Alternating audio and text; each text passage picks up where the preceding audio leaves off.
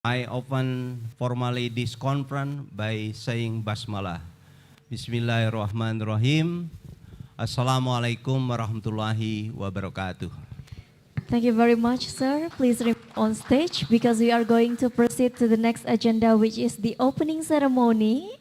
And we would like to invite the chairperson of Iwaiip and Icitcom to accompany our vice rector for the opening ceremony.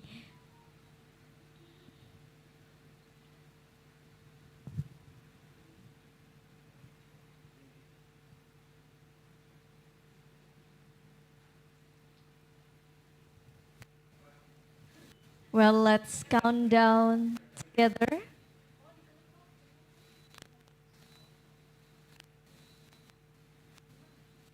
Okay. The opening ceremony will be remarked by hitting the gong.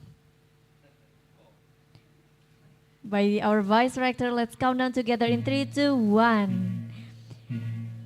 All right, Iwaiip and Icitcom 2023 is officially opened.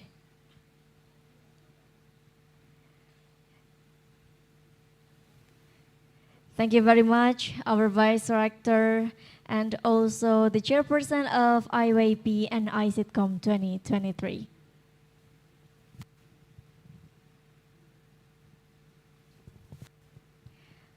Well, ladies and gentlemen, distinguished guests, moving on to the agenda, which is the speech. Keynote speech will be led by our moderator. Please help us welcome Ms. Widya Moro, MSc.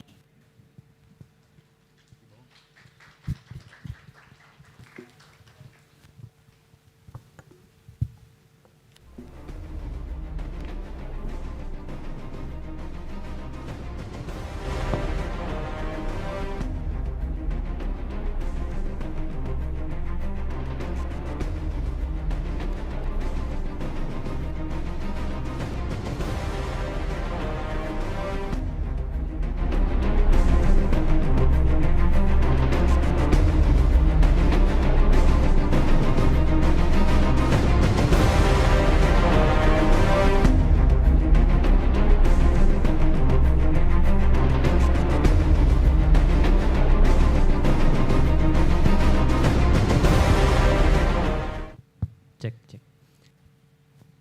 Bismillahirrahmanirrahim. Assalamualaikum warahmatullahi wabarakatuh.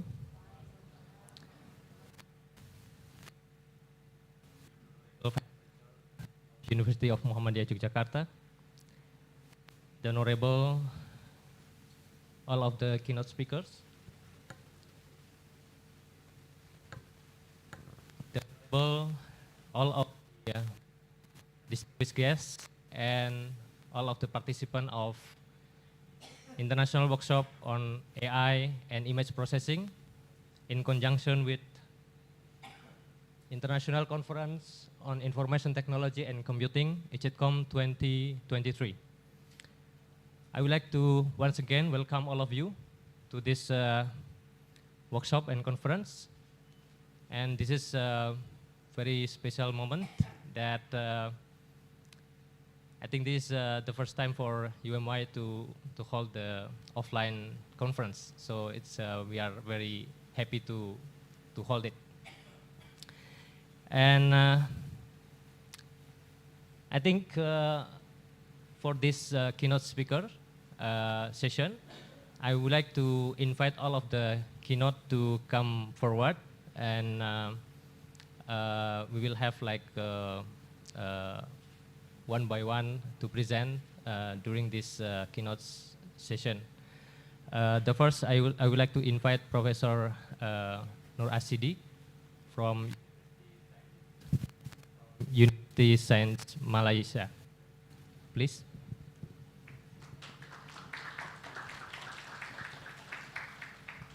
And the second one, I would like to invite Dr. Khairunisa Dihasikin from University of Malaya.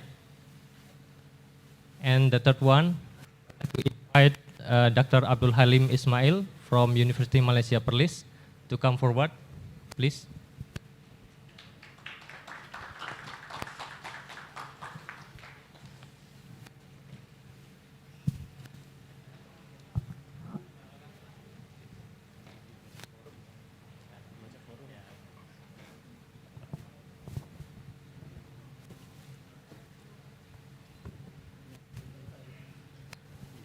Okay, thank you very much for all of the keynote speakers. So it's already complete, right? So can you just turn on the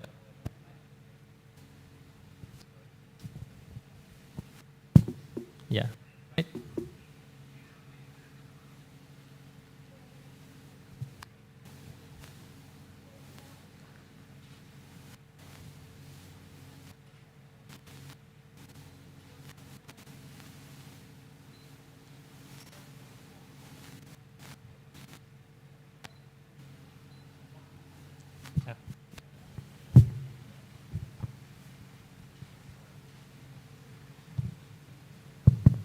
Okay, Mr. Rico, can you present the slide?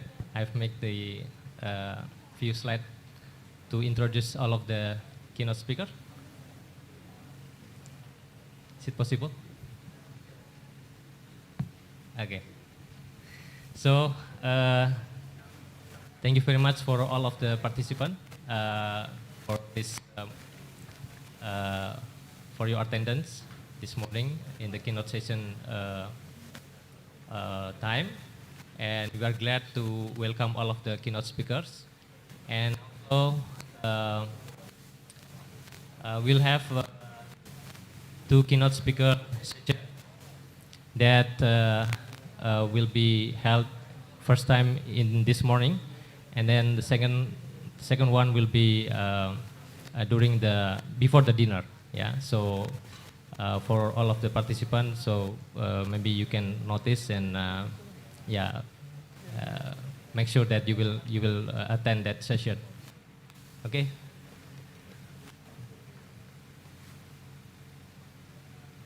Any slide?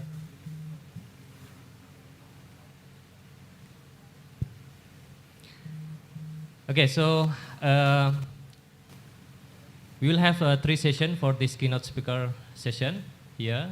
The first one will be delivered by Professor Nur Asidi from USM. The second one will be delivered by Dr. Khairunisa binti Hasikin from University of Malaya. And then the third one, the presentation from Dr. Halim from UNIMAP. And yeah, okay. So I will just come forward like this because I need to. Okay, sorry. I need to make sure that I can read this one. So we'll have 3 sessions. Okay, keynote speech 1, second, and third one. So all of the session will be about 30 minutes to 40 minutes for presentation, and then after that we'll have like about 20 minutes for Q&A. Okay. Next.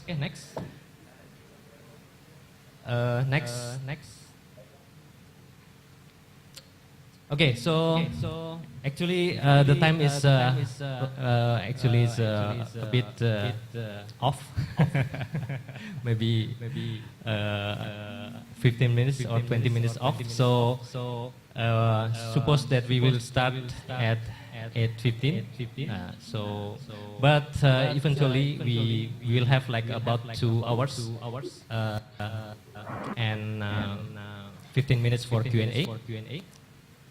Okay, next. Okay, so for the first keynote session will be delivered by Professor Nur Asidi. Next slide. Okay, Professor Nur Asidi Mat Isa from University Science Malaysia. Okay, next. So he is currently professor and Deputy Dean for Academic Career and International at the School of Electrical and Electronic Engineering, University Science Malaysia. His research interests include intelligent system, image processing, neural network, biomedical engineering, intelligent diagnostic system, and algorithm. Next. If you read, okay, next. If we read the biography of our keynote speaker, Prof. Nur Asidi, will be very long, but I will just mention the and highlight some of the important points here. He held the Bachelor of Engineering from Electrical and Electronic Engineering and PhD degree in Electronic Engineering from University Science Malaysia in 1999 and 2003 respectively. He is currently professor with the School of Electrical and Electronic Engineering USM. He has published very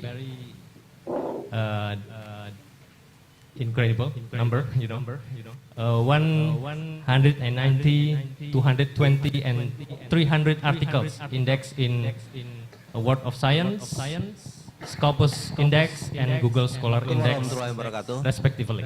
His research interests include intelligent system, image processing, neural networks, computational intelligence, and medical image processing. He was recognized as top 2% researcher in the category of citation impact in single calendar years, 2019, 2020, 2021 by Stanford University, USA, and top research scientist Malaysia by Academy Science Malaysia.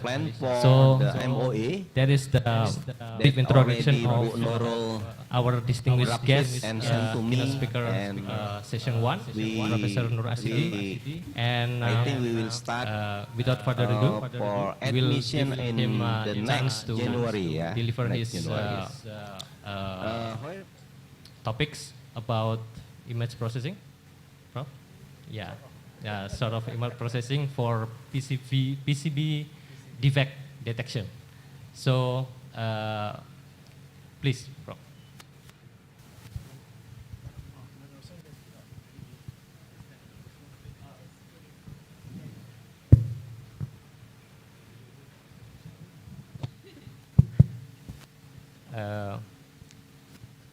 Committee, can you have a stand here? I mean the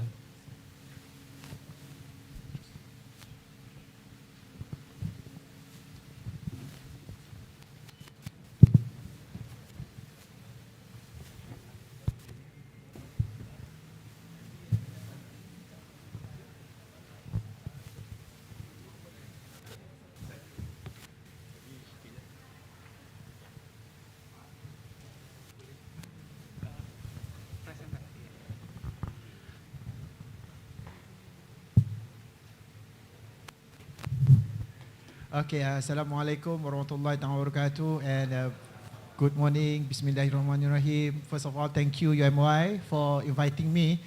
I think this is my fourth time I'm with UMY, so I'm glad to be here again and again and again. No worries, you can call me if you want.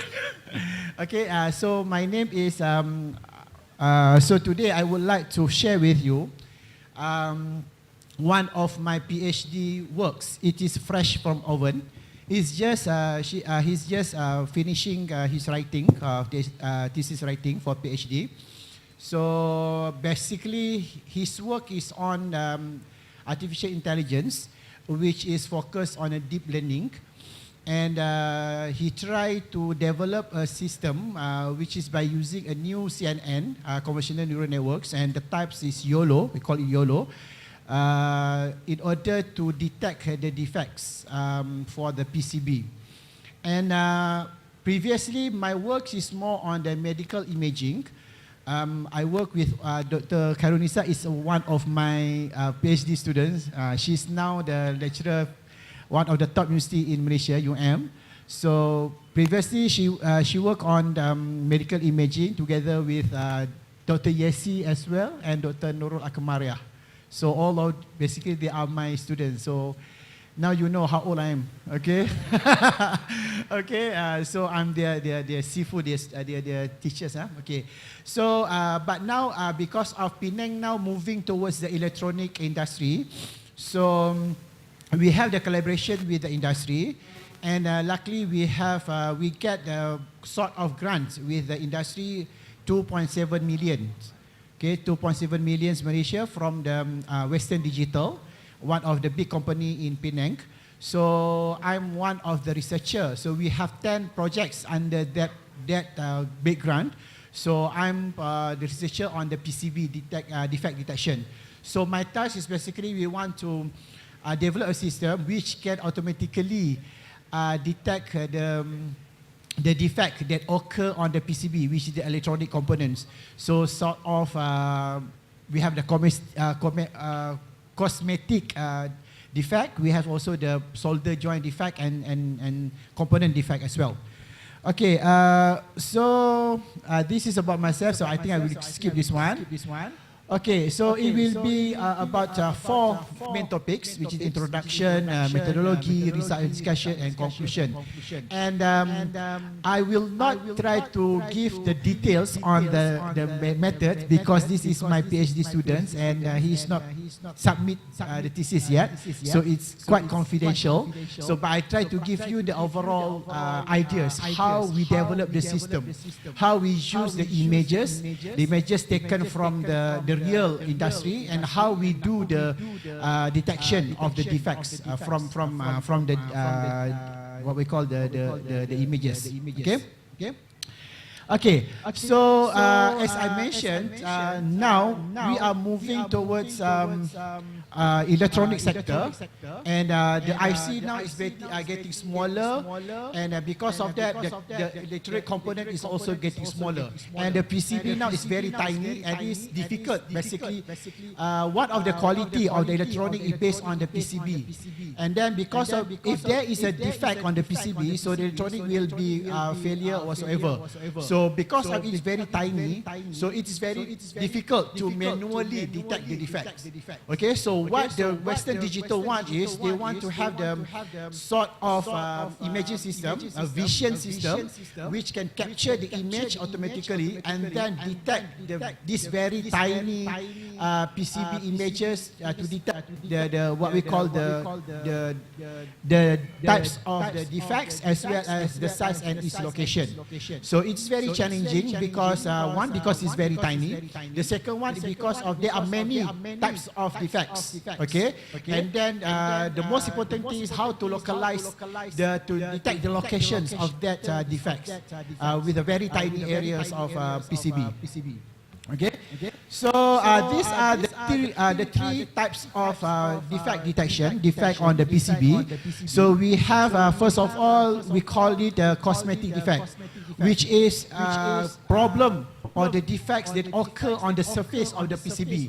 For example, there is scratch, there is what we call crack, and so on. So these all we refer to the cosmetic, and this cosmetic is basically it not what we call effect much on the quality or the quality of the electronic, but it will reduce the what we call the market value of that particular products, because the cosmetic, when we see there is a problem with what we call the surface of the PCB, so it will reduce what we call the price of that electronic products. And the second one will be the soldering problem, because we know that PCB is involving the soldering processes of many what we call equipments on the very small area. So there will be a problem with the what we call the soldering problems to detach one component to another component. Some of the component they will be attached together, so it will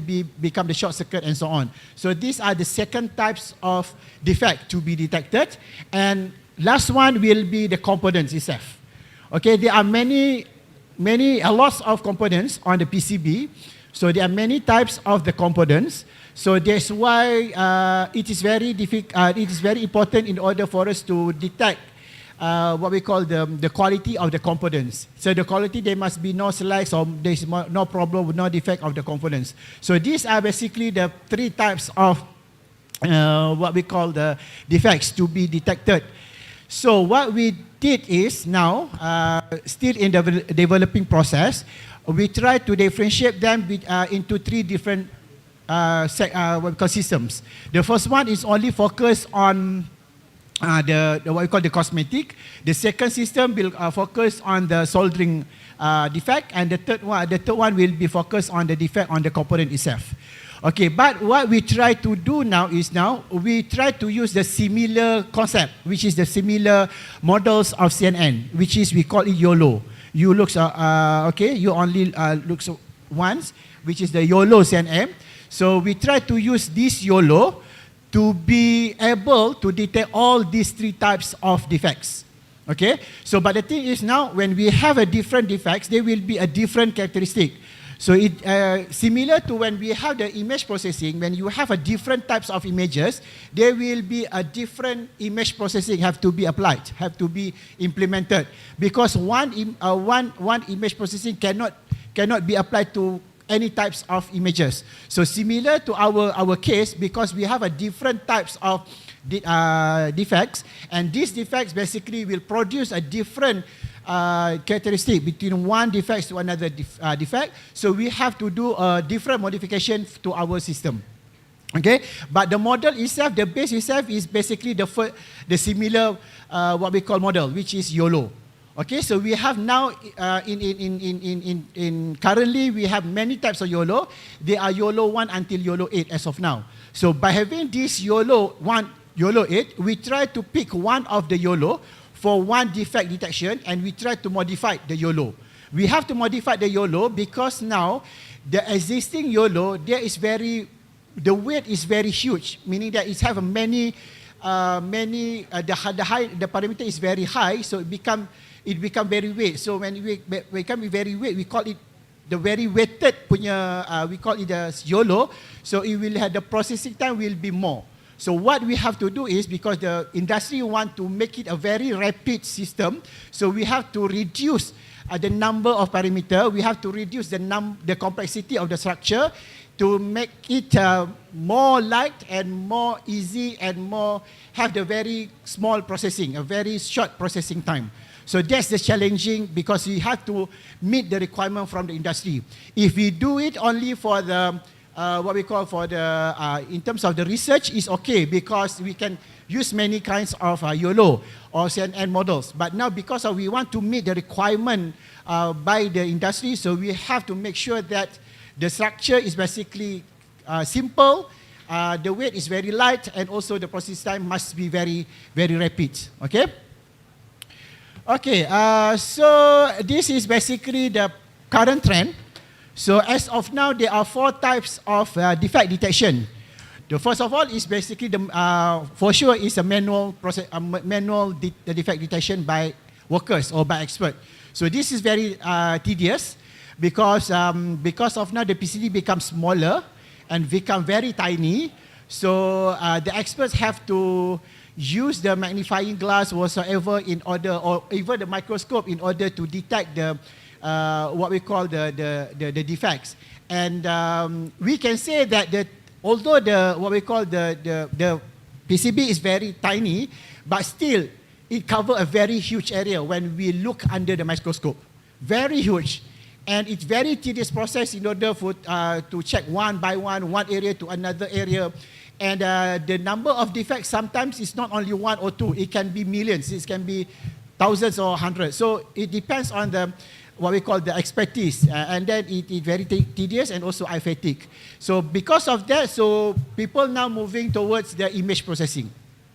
And image processing is still not what we call the good solution, because the image processing can only process the image. When we are given the system, when we given the image to the system can only process the image by maybe highlighting the what we call the defect region, maybe reduce the unwanted noises or reduce other unwanted signals whatsoever. But the thing is now the system cannot do the classification, cannot localize where are the defects location and so on. So still we need the expert in order to come up with the final decisions. Okay, we give the image to the system can only process the image, and the image have to be back to what we call to the expert in order to do the manual detection. Okay, so it can only help in order to have the high quality image, but it cannot do the automated process of the classification or detection. And then, so that's why people moving toward the machine learning. Okay, machine learning sort of the genetic algorithm. We have SVM, we have the ANN, and also much more what we call artificial intelligence. But still, this artificial intelligence, they need features. They need features which have to be extracted from the images. And because of that, the system basically consists of two parts. The first part is have the image processing part, where the part only process the image and extract the features from the image. And then these features will be what we call propagate to the second part of the system, which where the artificial intelligence will do the classification or detection. So basically, they still need two different parts. The first part is image processing to extract the features, and the second part we have the AI in order to do the classification. So the system we can say is quite bulky. And then the system quite high to be complete the whole system. Okay, so because of that, that's why now people moving toward the deep learning. Okay, deep learning, we have the CNN, convolutional neural networks, and there is many types of CNN. We have AlexNet, we have the CNN, we have YOLO, and so on. So all of these basically they try to combine both the image processing and the detection part in one models. Okay, so when you give the image, what you call the image to the system can automatically process the image and do the classification directly. So with one model, all can be done in one time. Okay, so that's the beauty of the deep learning. But the problem, as I mentioned, as of now, the models of the current existing deep learning is okay. The accuracy is okay, it's quite high. It can be done to classify and detect all those defects quite high with a 90+% of accuracy. But the problem is it's not meet the requirement of the industry. Because the industry want a very light models which can do a rapid and also very short processing time. So that's the challenge, the challenges that we have to take in order to build up or develop the system. Okay.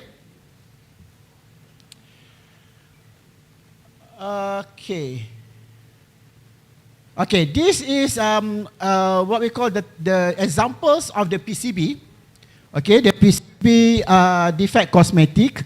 If you refer to this one, there is a few, I think this is too small, the script is too small, but you can say that there is a scratch, on the surface of the, what we call, I can show you someone here. Okay, this is a scratch here. Okay, this is a scratch here. Okay, this is, we call it what we call the surface, the cosmetic, because it make the PCB looks not beautiful. Okay, so that's why we call it a cosmetic. We have to have the proper what we call all those smear and so on. So this is basically it. Sometimes it will not affect the quality or affect the function of the PCB, but it will reduce the market value of that particular PCB lah. Okay. So the second one will be the what we call the PCB soldering defect. Okay, this is the defect data set. Okay, you can see there is a few problems. We have here, this is, we call it, we can see now, basically there are two pins here. It should be what we call different between the first pin and the second pin, but when you do the soldering, they are attached together. So this is what we call the bridge. Okay, when we have this kind of problem, so the what we call the electronic will not functioning properly because two of the pins has been joined together. So the function will be different lah. Okay, and the second one is we call it the insufficient solder. Okay, so it should be should be the correct one, and we can see that the soldering element whatsoever is not complete. And the last one will be the missing soldering, there is a ping where there is an electronic component which are not properly soldered. Okay, so these are basically the three what we call problem with the soldering. And the last one basically what we call the components. The components, there is thousands of components in one PCB, so we have to detect the types of the components.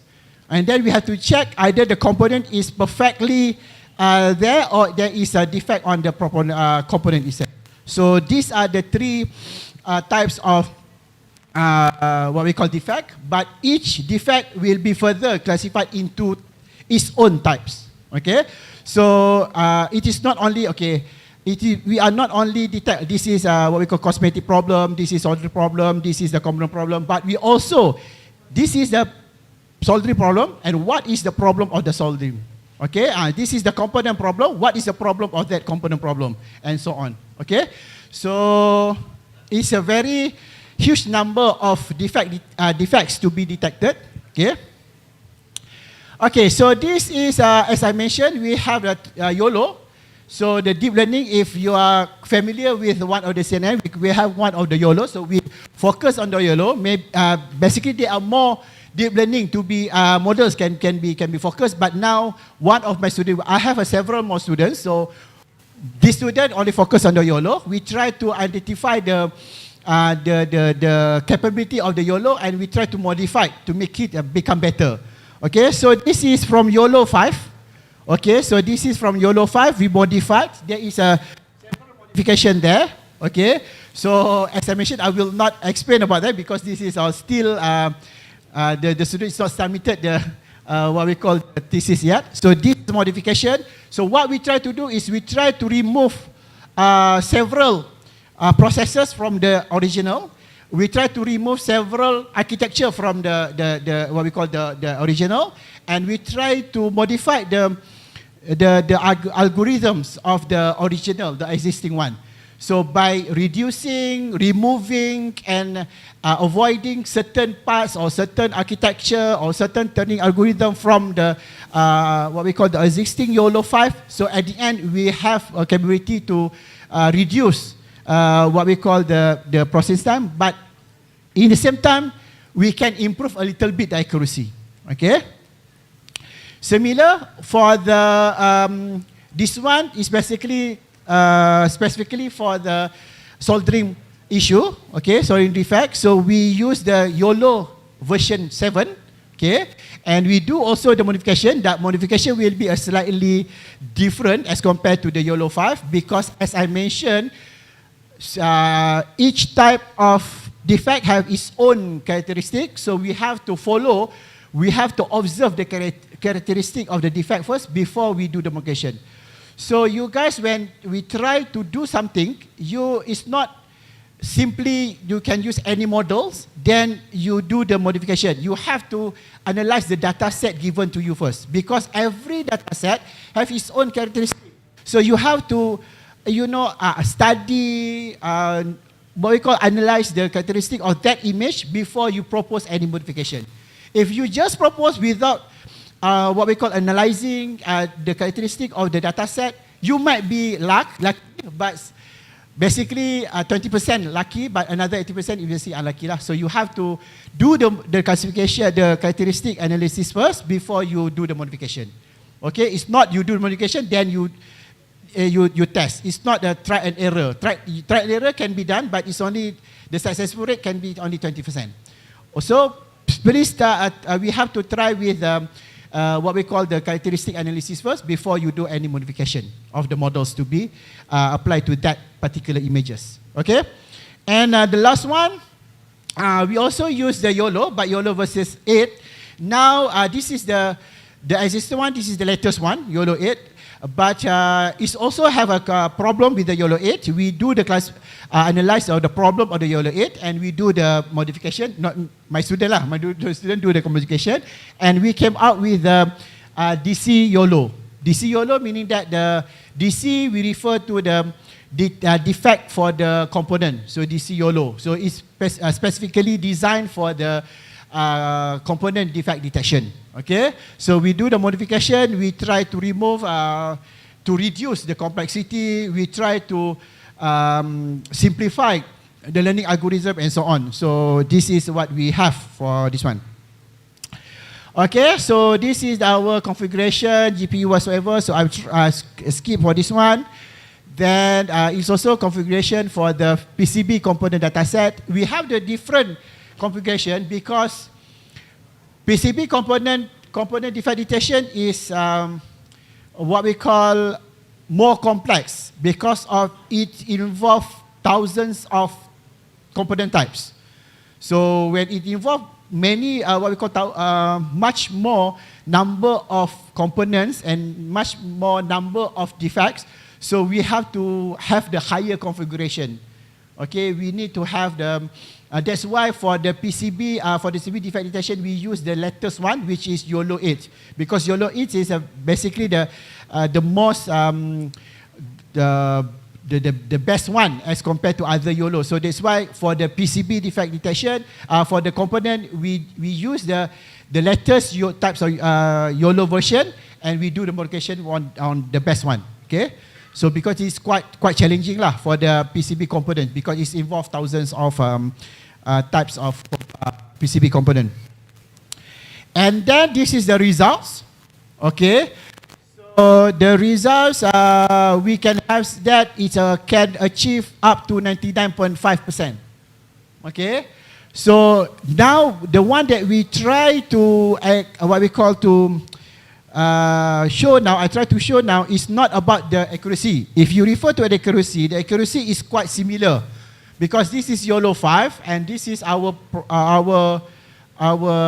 models, which is only 0.1% of accuracy. But the one that we try to highlight now is basically the number of parameter. So the first one is 1.77 million. Million is not it's a very big number, 1.77, but we can reduce to 1.33 million. And the speed now, frame per, what we call is for 31, but now it is more faster. It is faster as compared to the, what we call the original one, which is we can have 38 frame per second as compared to the original one, which is only 31 frame per second. So we are able to improve the speed of the processing. Okay, and then this is for the what we call PCB cosmetic, and this is the results. Okay, if you can see that, so we have this one is original. Okay, so at the end, this is our system. So basically, 100% can be detected. All of this one is basically the region to be detected, and our system is successfully detect all of this region. Okay, this is the second, this small example here. And this is when we compare with other YOLO and other deep learning models. Okay. And this is for the, what we call for the TD, which is for the solder joint, yeah. So this is for the soldering defect. So now it is better. So if you use the original YOLO 7 is only 95. Now we can improve to 98. And we can also see that our F frame per second is more higher. Is higher, which is 102 as compared to 93 for the original YOLO Tiny. And this is all those regions that has been correctly detected by our system. Okay. And this is another example. Okay. Okay, so this one, when we compare with other deep learning, okay, so we have our own, this is ours, SDDNet, and this is the origin, what we call the existing one. We have YOLO 5, YOLO 6, YOLO 7, YOLO 8, and other deep learning. Okay. And then this is another example. How do we do the, we know that this is a bridge problem. Okay. So this is also the bridge problem here. This is, we call this an insufficient, what we call defect and so on. So we can, basically we can detect all of those solving problems. Okay. And this is another example. Okay. And then another example here. This is for missing soldering. Okay, previously for the bridge insufficient indices, a missing solder defect. And this is our PCB component. If you carry to this one, as I mentioned, because we have thousands of PCB components, that's why our accuracy is still is not achieved 90%. Okay, it's 87.7%, but yet still we have a better results as compared to the original one. The original is only 85.8, and once again we can have the precision, higher precision, which is 89 as compared to 85 for the YOLO 58. But for this, oh, okay. Okay, for this one, we still had the problem here. What we call the frame per second still lower as compared to the YOLO 8. So we still need further, there is another student lah in order to do the, what we call the modification to increase the frame per second. But for the accuracy, still we able to increase, but not for the frame per second for the YOLO. Okay. Then, okay, this is an example. If you can see, there is many, what we call, we have to detect all those components. So it's very, very challenging lah. Okay, so it's thousands of what we call components. So we have to detect each and every types of component. So that's why it's very challenging issues, and that's why the accuracy is quite low as compared to the previous two models. Okay, so because there are many PC components and also to be detected and so on. Okay, so this is okay. You can see we able to reduce the number of parameter. Okay, so DC YOLO is basically the least have the least number of parameter, which is only 2.6 million as compared to others. Okay, and then it also had the highest precision, but for the frame per second is basically the third, what we call the fourth best. Okay, so now we are still in order to what we call increase the frame per second for the PCB component defection. Okay, so this is another examples how we detect the defect, the component. Okay, okay. So this is what we call the comparison. Why our problem? So as I mentioned, when we do the research, it's not only about the beauty of our research, but also we have to make sure that we know what is the problem of our research. Okay, so we need to identify what is the problem of our research, and we have to do modification based on this limitation. Okay. Okay, so this is just what we call comparison between our three new models. So this is the first model, second model, and the third model.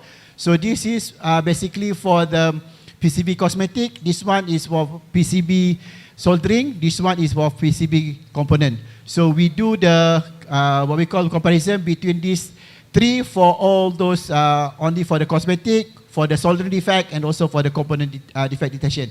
At the end, we can see that TD YOLO, because we specifically designed it for the cosmetic defect, so it's only best. This is the best for the cosmetic defect. Similar to SDD-NET, because we specifically designed for the soldering, so it produced the best for the soldering, and the what we call the DC YOLO is for the component detection. So it produced the best as compared to other TD YOLO and also SDD-NET. That's why here I want to what we call prove to you that when you have the certain characteristic and you analyze the characteristic, then you modify whatever the models to cover that characteristic. It only works for that.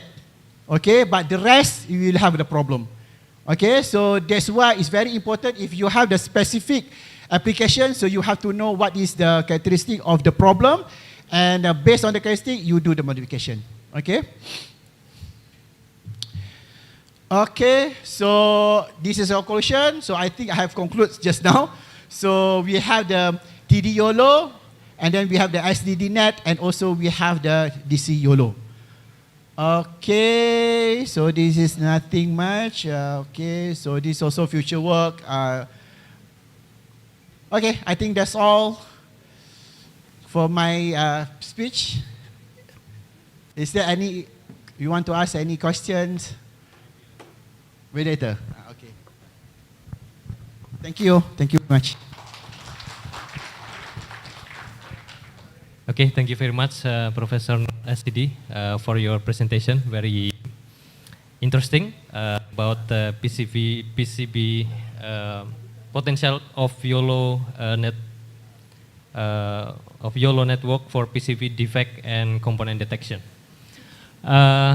Okay, please the slide. The committee can present more. So the second presenter that we will invite is Professor Dr. Dr. Khairunisa binti Hasikin from University of Malaya. She is from Department of Biomedical Engineering, Faculty of Engineering, University of Malaya. I would like to briefly introduce her to all of the audience. Maybe the committee can show the PPT.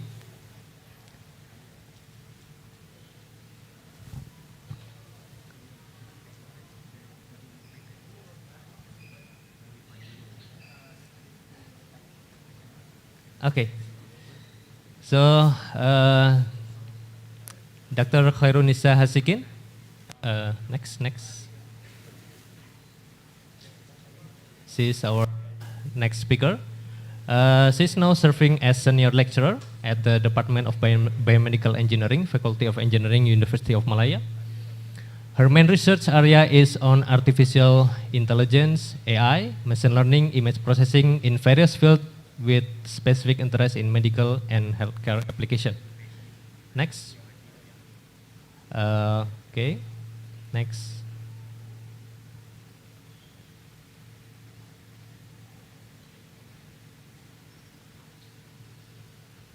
Next.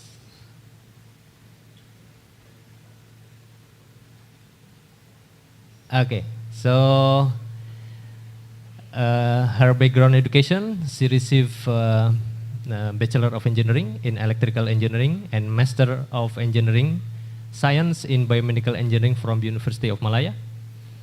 She obtained her PhD in Medical Informatics from School of Electrical and Electronic Engineering, USM, with Prof. Asidi, actually, and Dr. Yesi. She is now serving as senior lecturer at the Department of Biomedical Engineering, Faculty of Engineering, University of Malaya since October 2014.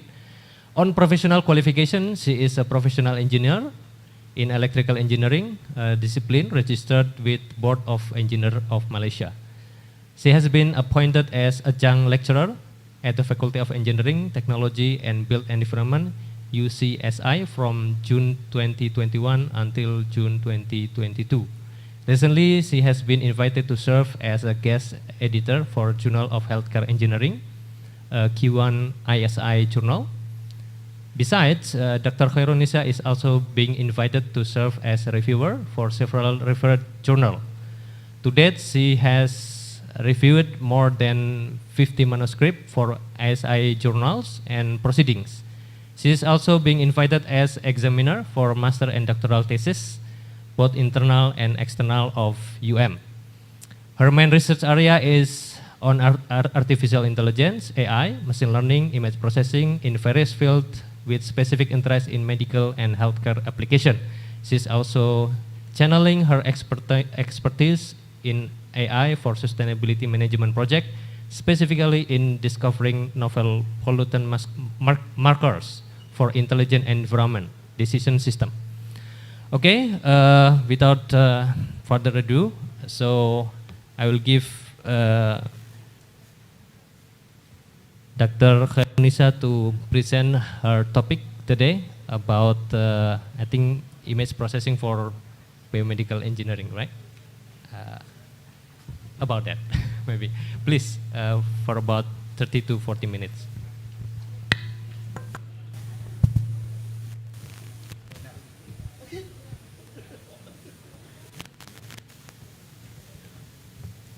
Assalamualaikum and good morning, everyone. Before I begin, I would like to say my thank you to UMY. This is my first time with UMY, hopefully not the last. Ibu Yesi is my good friend during my PhD time, as mentioned by my Sifu there. It's very hard actually to be here to give talk together with my Sifu.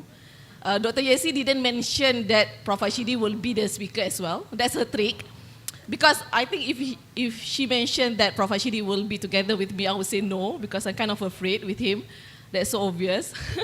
So, but Alhamdulillah, today I still show up and I'm going to give a little bit sharing session, I would say. I'm not the expert. I'm not saying I'm the expert like my seafood there, but I'm going into that direction. So I'm going to share what I've been doing so far after the graduation and until now. This is part of my final year project and also my PhD student project. As mentioned before, I'm coming from Department of Biomedical Engineering. I'm going to share what AI can do with the medical image problem. And specifically, the problem today is about malaria. Why I picked malaria to bring here, because the unique problem that we have in Malaysia for malaria, we are not malaria-free country. We aim to get to that status, malaria-free country, back in 2008. But WHO, World Health Organization, said that if the country is free from malaria, declared as free malaria country, 3 years, consecutive 3 years, you cannot have malaria cases. So Malaysia thought that we already achieved that, but starting 2008, 2009, there's an emerging malaria cases happening, and until now, we haven't got the status of malaria-free country for at least 1 year. We always get the cases, especially in West Malaysia. So I'm going to share what we've done in that particular aspect. What is malaria actually? It's one type of infectious disease, and if you still remember COVID that affect us, very much affect us, COVID is one of the infectious disease. So malaria is that group. But the difference between COVID and malaria, COVID, the transmission is between human to human. If I breathe, if I sneeze, it will affect another human. But for the malaria, the infection comes from the mosquito. The mosquito, let's say, the mosquito bite the person who has malaria and bite another person, that's how the disease is transmitted. That's the difference. So pretty much like dengue, but dengue is from the transmission coming from the Aedes mosquito, but this one is Anopheles mosquito. All right. The scenario or the symptoms of those who are infected by malaria is pretty much similar like dengue fever. You have shivering, and then the rashes coming out a bit late, and it's kind of hard to distinguish whether that patient has dengue or malaria.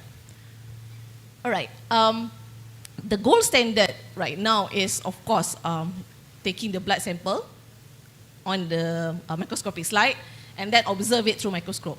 That's the gold standard that being set by WHO. It is very simple and inexpensive as compared to molecular diagnostic. However, imagine in one day, if the doctor needs to, or the lab personnel need to evaluate what type of malaria in order for them to treat the patient, it can be tiresome. It can be emphatic because you have to observe so many slides. So the goal here is to automate the process because the human brain is better to serve other things rather than to do the routine things, which is observing the microscopic slide. So that's how to show. Okay, this is how the thin blood smear looks like. They are using, all of them are coming from the same hospital actually, Kapit Hospital in Sarawak, and they are using the same staining process. However, all of this one coming from different microscope camera as compared to these two. But the staining process is the same, even done by the same person. So just changing the camera itself already gave different quality of the image. All right, the infected cell, I have another slide after this. The infected cell is like this, from the rest is the red blood cell. So the doctor, the parasitologist need to observe it on the daily basis to determine not just whether that person is infected by malaria, what type of malaria, because the treatment of malaria is depending on the type of malaria, whether it's human or zoonotic malaria. So that's the goal that we want to achieve. We want to make sure that the diagnosis is consistent, and not only that, speed up the time. All right, before I go further on the AI part, just a little bit introduction on the type of malaria.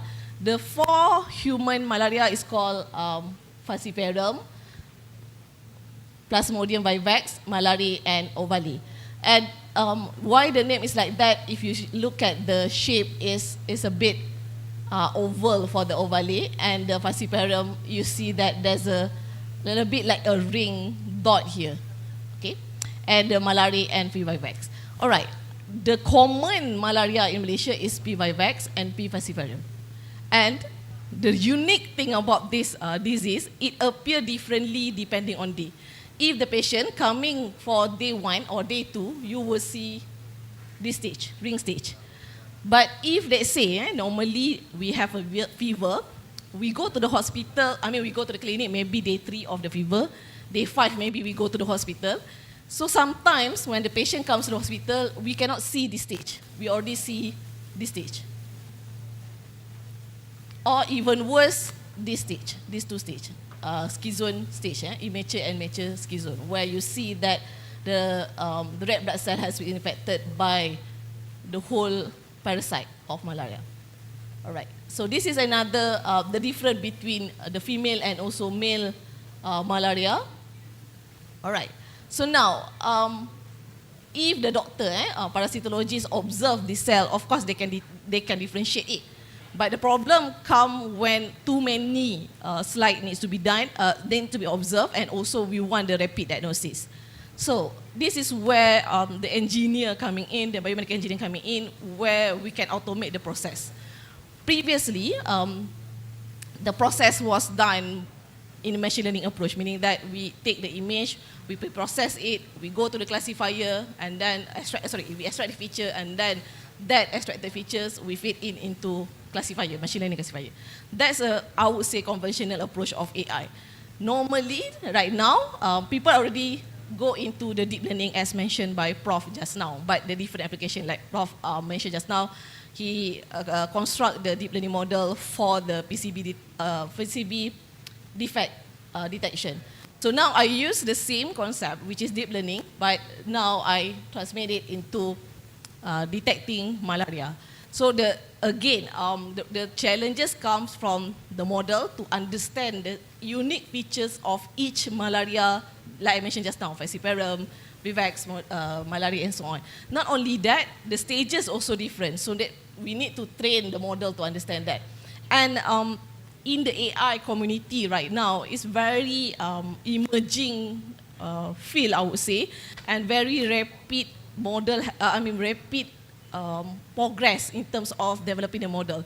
So that's what we call the transfer learning. Instead of us developing it from scratch, we can adopt the transfer learning that coming from the other authors, for example, and we modify based on the requirement that we need, as mentioned by Prof just now. All right, the goal here is the first one, not to only detect whether in that thin blood smear there is malaria cases or not, but we want to also identify whether that malaria belong to which species, because the treatment is different based on the symptom and also based on the type of the malaria disease.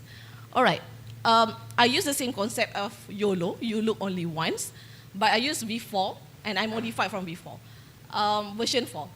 Why is that? As Prof mentioned, doesn't mean the newer version will be better. It doesn't work for certain application. It works best for the other application. So for our application, when we try YOLO before, we get pretty much good result. But when we cross-validate the result with the unseen data, meaning that the data is not being trained before, we give new data, the YOLO V5 may not work that okay. So we pick YOLO V4, we improve YOLO V4 in this case. All right. This is again my final year project and also my PhD student. Currently, the paper is under review. We get major correction 2 times already.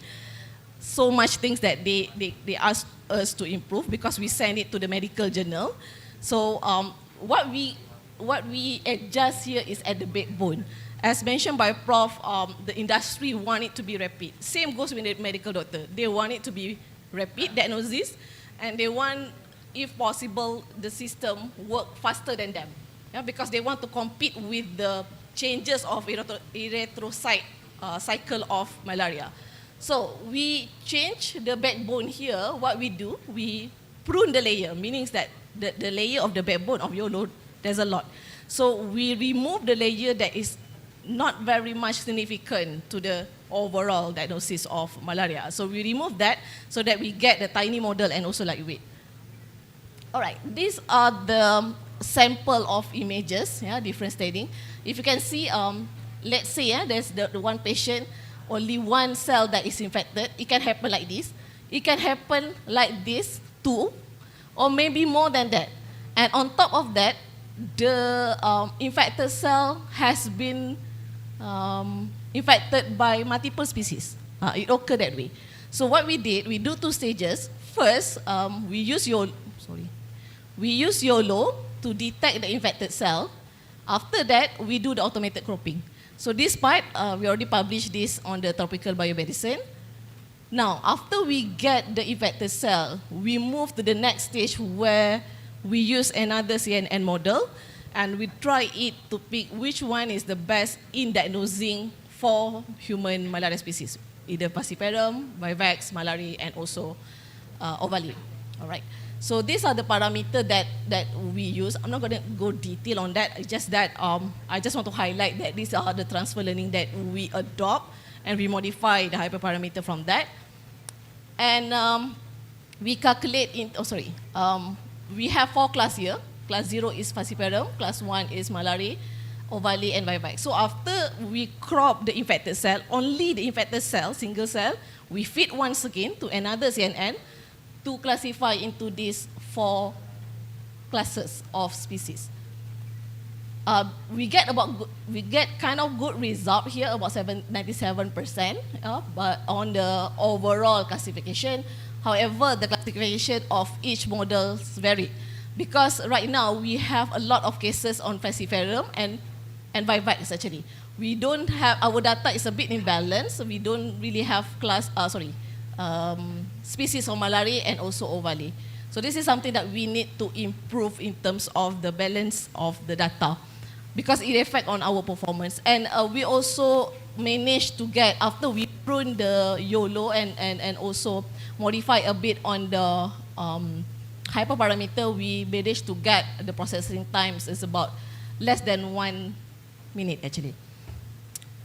All right, so that's what we achieved so far. We modified the YOLO before, first to extract the infected cell. After we extract the infected cell, we want to identify what species is that, so that we can tell doctor, this patient being infected by this particular species and you should treat it differently than the other species.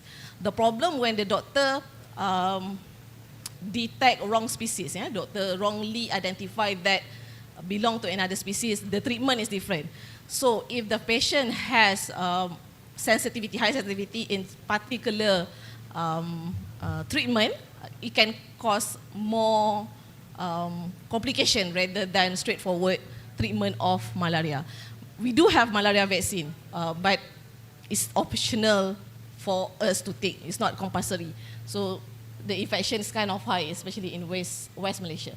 All right, moving forward, what we need to do as AI community, I would say, especially in terms of infectious disease, the infectious disease, the symptom is more or less looks like normal fever. So people treat it like, okay, it's just a fever and so on. But the contagious, how it contagious and how it transmits from one person to another person can be deadly. So that's what happened to COVID, that's what happened to malaria cases, that's what happened to dengue cases as well. So I'm not saying in Peninsula there's not many cases, but if there is cases of malaria, there will be intervention by the MOH, our Ministry of Health, to eradicate the process, okay? Eradicate the transmission. So we need the biosurveillance, and the most important thing, we need to know where is it coming from. From infectious disease, it's come from humans. So that's why the government asked us to stay at home and do social distancing and all that. But this is mosquito. We cannot tell anything to mosquito. What we can do, we can kill the mosquito. We can give the net to the particular area that being infected by mosquito. All right. So these are the next thing that I want to do. I want to identify particular mosquito that transmit the malaria and also the dengue cases. So because this is the mosquito by malaria, this is dengue actually, or by dengue. And Culex is normal mosquito that we have. So right now I'm collaborating with Unimas, go to the forest to capture the image of the mosquito. All right, that's all from me.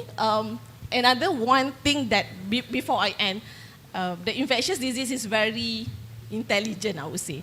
They always evolve. There will be new cases, new variety of malaria. Like right now in West Malaysia, we have zoonotic malaria. Zoonotic malaria is a bit challenging to diagnose because the mosquito that is the carrier bite the monkey, then bite the human.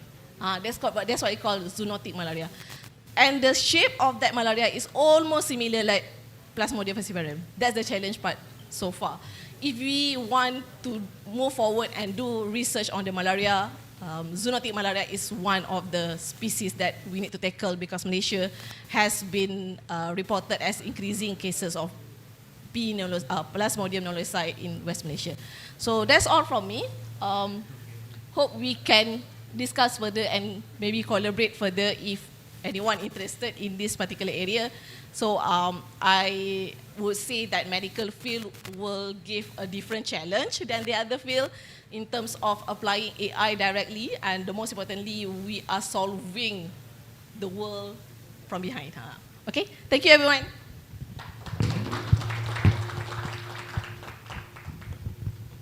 Okay, thank you very much, Dr. Khairunisa binti Hasikin from University of Malaya for the presentation and very insightful for us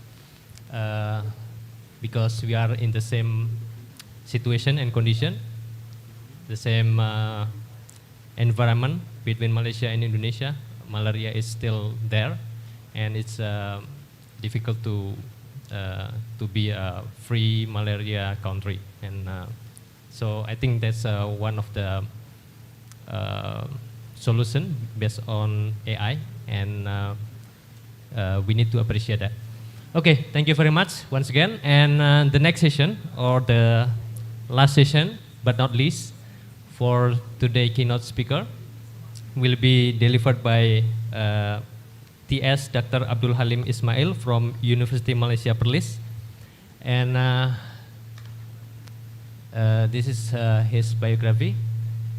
He's now served as senior lecturer at the Faculty of Electrical Engineering and Technology, UNIMAP, University Malaysia Perlis. His current research is focusing on wireless positioning system utilizing Wi-Fi for mobile robots, image processing and pattern recognition, as well as artificial intelligence for service robot application. Next. Next. Okay. Dr. Abdul Halim, he is currently as a senior lecturer, Faculty of Electrical Engineering Technology. He obtained his Bachelor of Engineering and Master of Science in the field of Control and Automation Engineering from University Putra Malaysia, UPM, respectively in 2007 and 2010. In 2017, he was awarded the Doctor of Engineering, specializing in robotics engineering from Toyohashi University of Technology in Japan. His current research is focusing on wireless positioning system utilizing Wi-Fi for mobile robots, image processing and pattern recognition, as well as artificial intelligence for service robot application. To date, he has published more than 40 publications, including index and non-index journal, conferences proceeding, and book chapter. He also served as a program chair for mechatronic engineering program at Unimap for term 2020 to 2024. Without further ado, I will give Dr. Abdul Halim chance to present about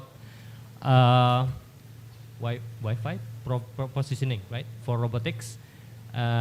His expertise, please, for Dr. Abdul Halim, 30 to 40 minutes.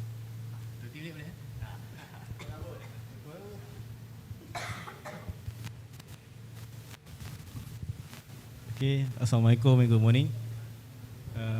First of all, thank you very much for inviting me to UMI. Thank you to Dr. Yesi for giving the trust to me.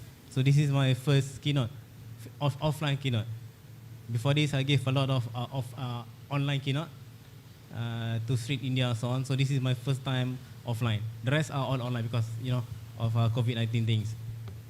Okay, so today I will be presenting, or rather I will describe my life works. I started this work during my PhD in 2015 until now, so I have around 8 years of experience. This is called wireless positioning system. And in that space, I'm using it for mobile robot. And today, because the conference team is on AI, I put some notes here, the opportunity to use AI for this field. Okay, so this is basically kind of new area. It started in 2010, published by Microsoft. It was the first paper. And from 2010 until today, the graph of papers in this field are exponentially increasing. Yeah. Back in Malaysia, I am one of 10 people. Okay, not so many people doing this in Malaysia, and in Indonesia also not so many people doing these works. All right, mana tadi? Yeah. This will be the outline for my presentation today. We start with some introductions. Then we go to what is wireless positioning system, some theory and mathematical modeling, the application, challenges, and my current works, and also we talk about the opportunity to use AI in this field. Right. So basically, when I give my talk, people asking what is WPS. It's a short form of wireless positioning system. So imagine you are in a room. Imagine that we are in this room, right? We human, we know that we are in discussion. We know that Prof. is on the stage. He knows because we are human. We have our brain that Allah gives us, and we know where we are. But for a robot doesn't know where am I, right? It can be a robot, it can be an agent, it can be a mobile phone. So the robot need to know where is his location inside a room. Outside there will be no problem because outside we have GPS. GPS now is pretty accurate. It can give us around 0.5 meter accuracy, but for indoor the accuracy is still around 1 meter, so it's not that good. So what people do here for mobile robot is people are using a lot of sensors. We have radar, we have camera, sonar sensor, infrared sensor, so all from the readings.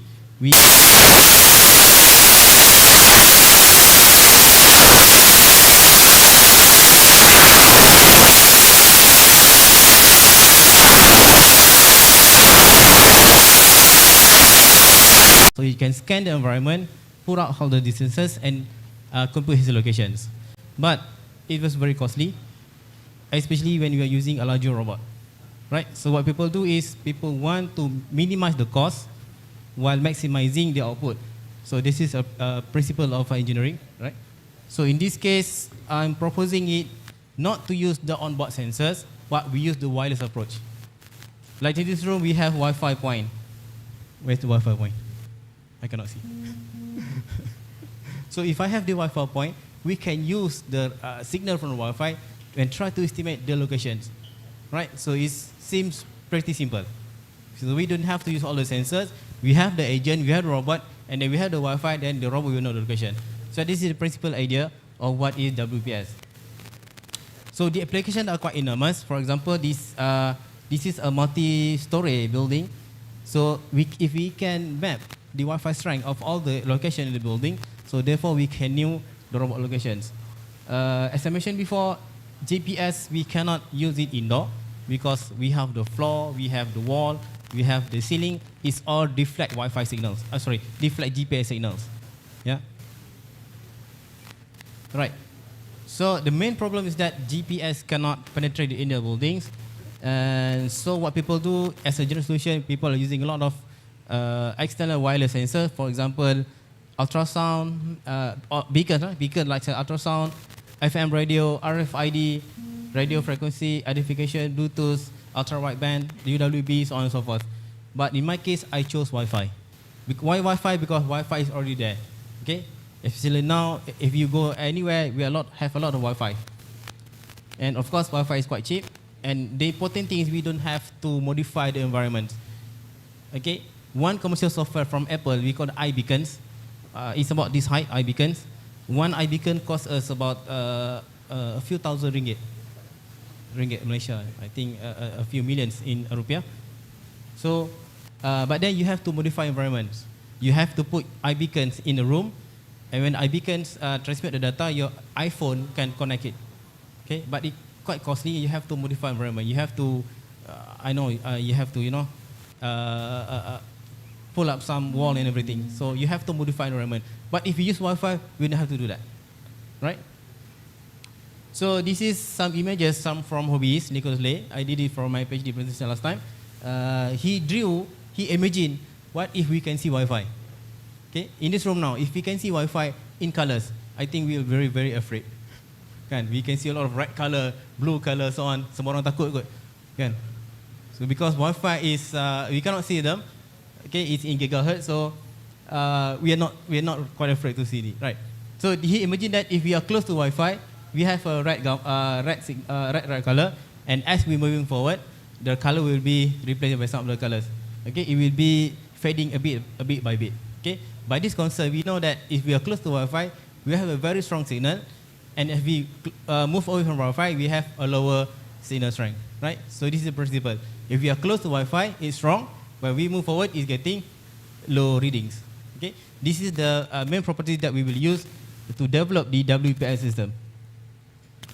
Right. So before we go into what WPS details, we should know the signal propagations. Okay. I think this is school level physics. So signal we have at least 6. I just put in 4, but this is actually 6. Multipass effects. The signal will be reflected, diffracted, scattered, refraction, scattering, and attenuates. Yeah. So this is the 6 mechanisms that travel by the signals. So, and also signals, interestingly, is not straight path. Yeah. If I have a Wi-Fi here and I'm here, I'm not having a straight path. The Wi-Fi will be bound to the ceiling, bound to the floor, bound to this rostrum, bound to Dr. Widi, and then come to me. Right? One path. And then another one direct, 2 paths. Another one is scattered, 3 paths. So this is called multipath effect. In order for me to receive the signal, I have to receive a lot of paths from the transmitter. Okay.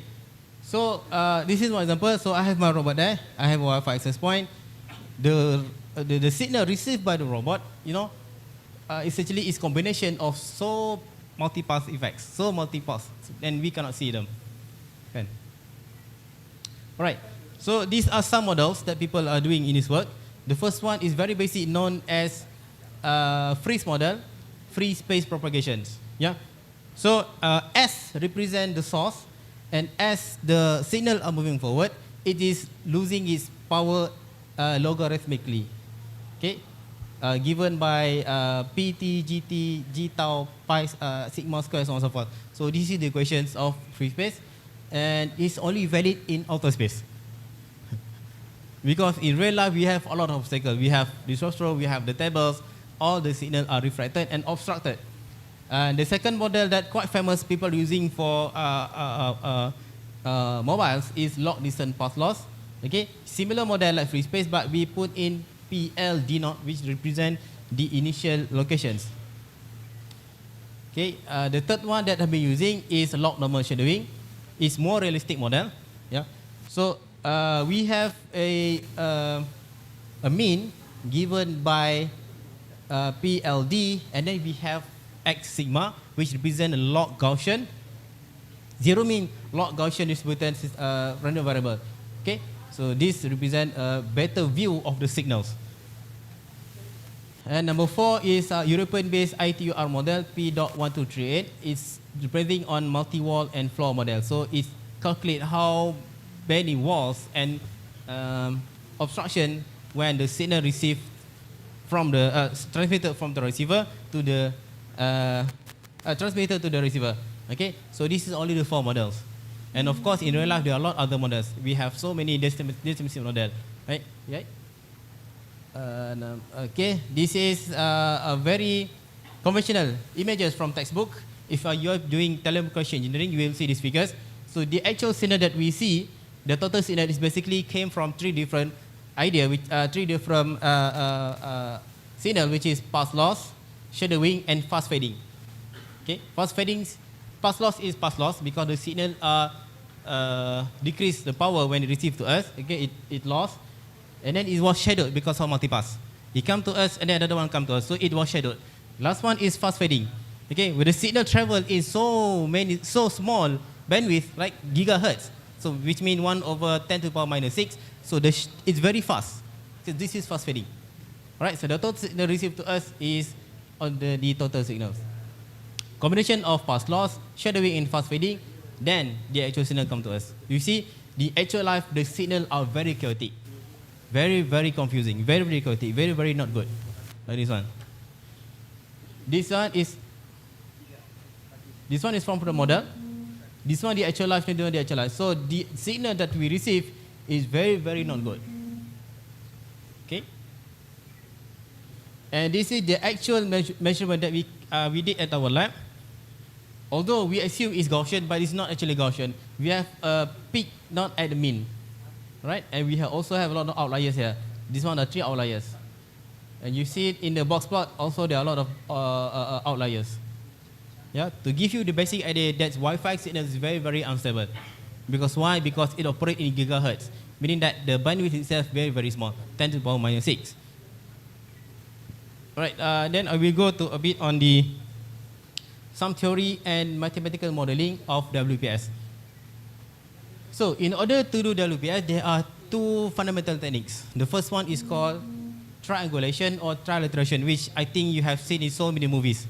If you're familiar with Marvel, DC Universe, The Flash. The Flash tengok yang lari laju tu kan. So it's very, very unrealistic because the friends can detect where is the Flash now. Although the Flash running outside the time parameter kan. So what he did is, we have the agent here, the robot, and then we have at least three Wi-Fi access points, giving us signals, okay, like signal before. So from the signal, we convert into distance, given by the previous equations. That's why I talk about signal this one first. Yeah. So we have the signals, receive signal, transmit signal, and then we can convert into distance, L, or in this case, D. Right?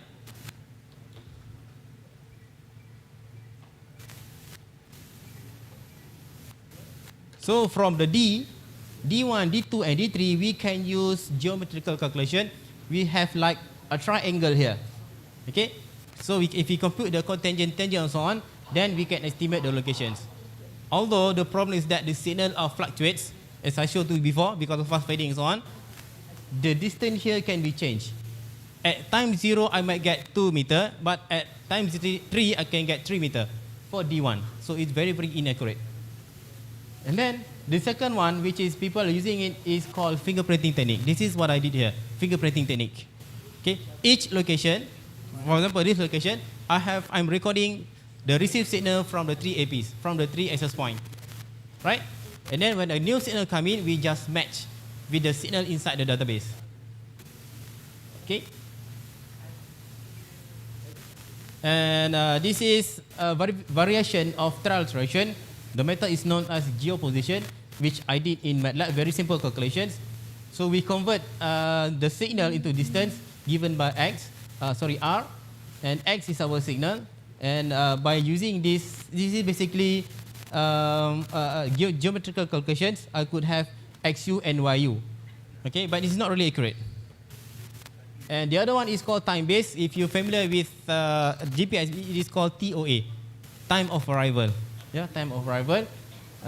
We assume that we have the signal here, okay, the location X and Y, and the converted signal into distance is known as Fiodor distance with some T and some TD. TD is a local clock time delay. Okay, this is similar to GPS computation. Of course, by converting to some error, expanding by Taylor series, so on and so on, then we can come up with the equations, okay, given by delta X, delta Y, and delta CT. Okay, this will be the last equation. But again, because it very depending on the distance, although our signals are quite unstable, and this is not really useful for indoor. But for outdoor, this is the system that GPS are using. TD is time delay from the atomic clock from GPS. Right? So I did this to modify the equation from the GPS. We use it for indoor, but when I calculate it, it's somehow not very useful. Alright? And this is what I've been doing, the fingerprinting technique. This is triangulation but angular base. So instead of time and distance, we give angle input. Alright?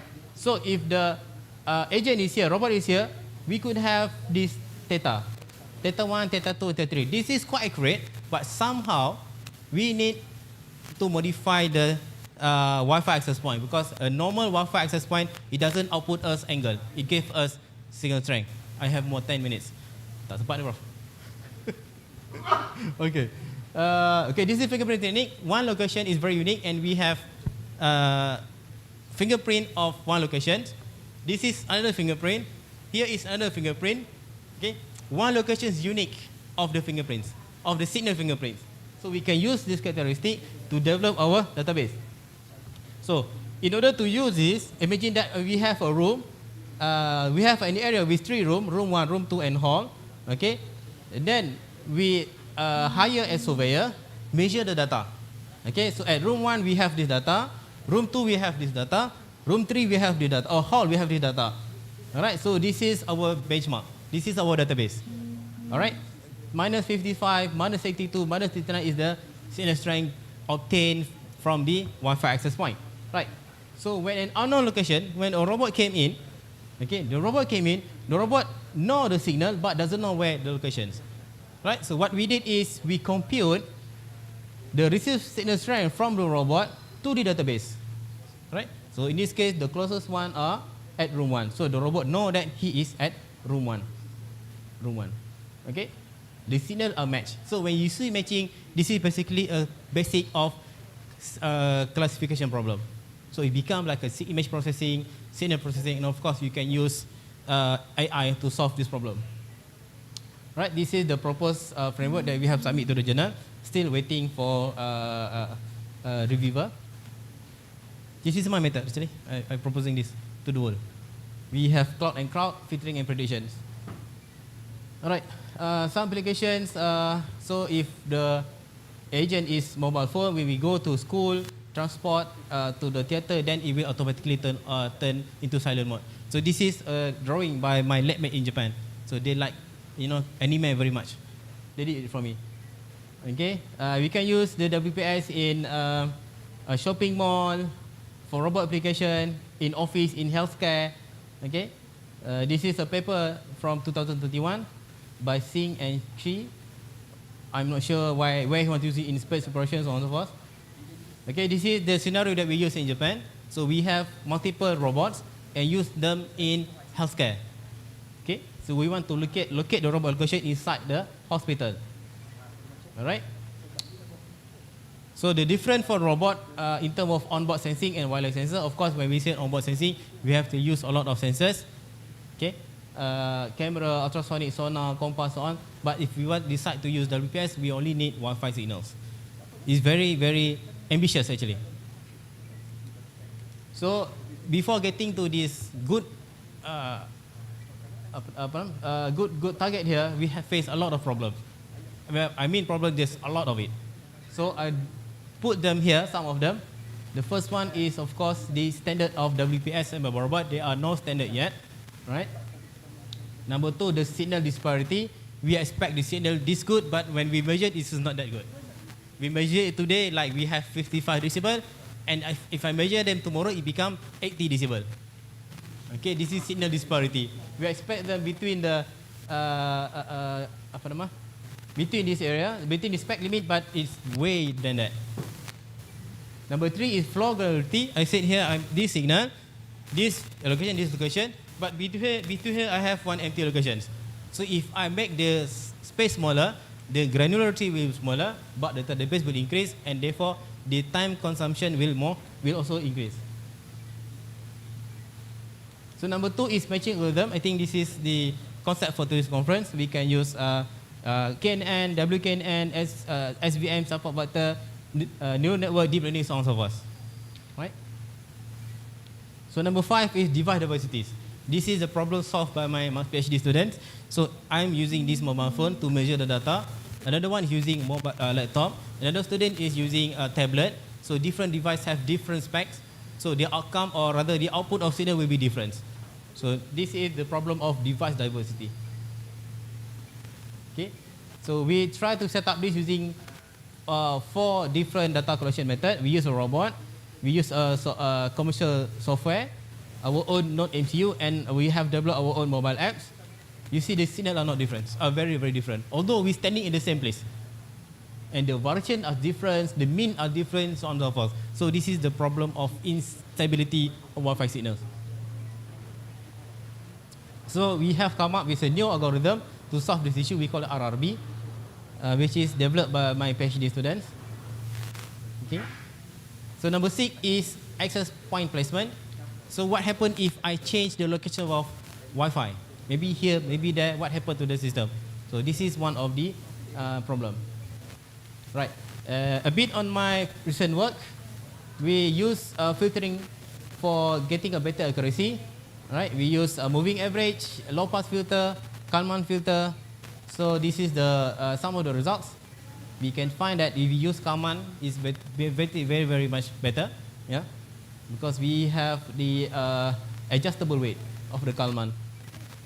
Okay. And also, I'm currently developing a social robot. It's already completed. The name is ECBot. Okay. It's now currently in my lab.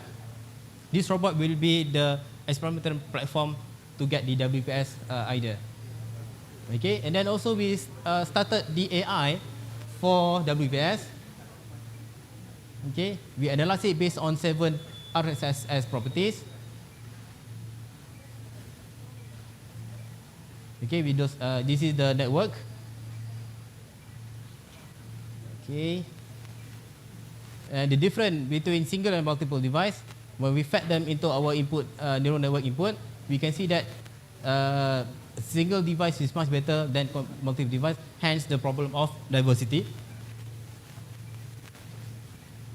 Okay. So we developed this experiment, and you can see that the accuracy are increased 6 times. Before it just 10%, now it has increased to 63%. Okay.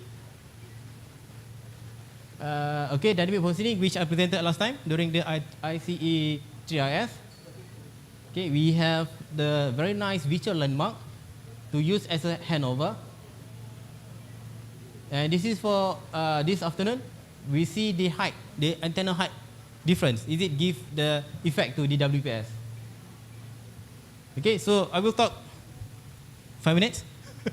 Okay, 5 minutes on the opportunity of AI for this field. All right. So one obvious way is to fetch your input directly as the from the raw data of Wi-Fi signals.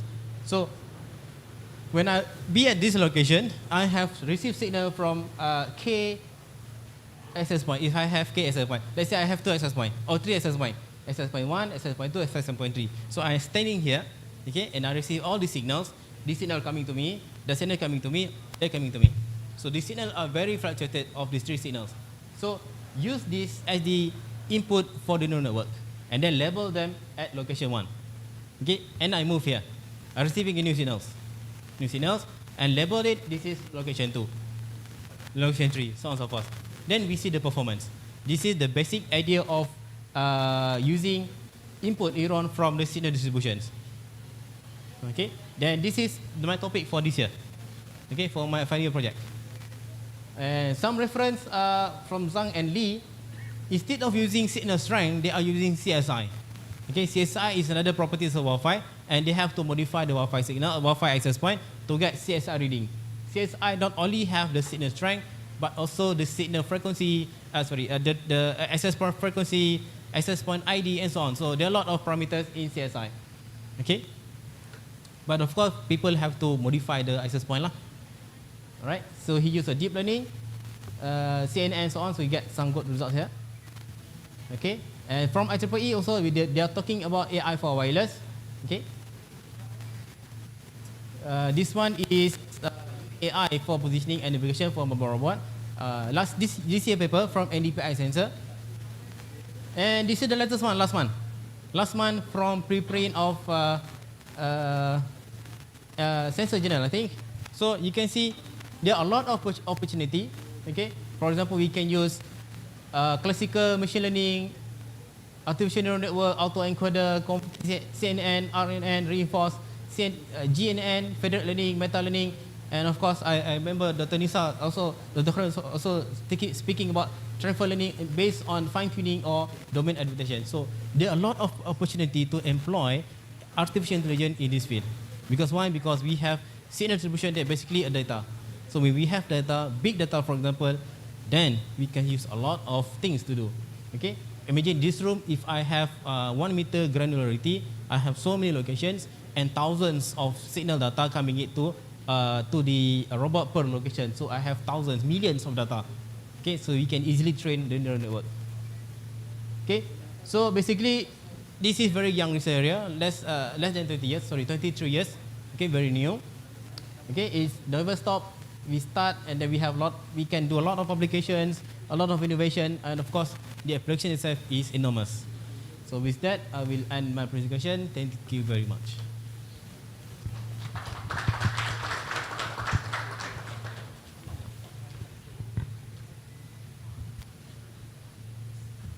Thank you very much, Dr. Abdul Halim Ismail, for your nice presentation and insightful. It gives us some idea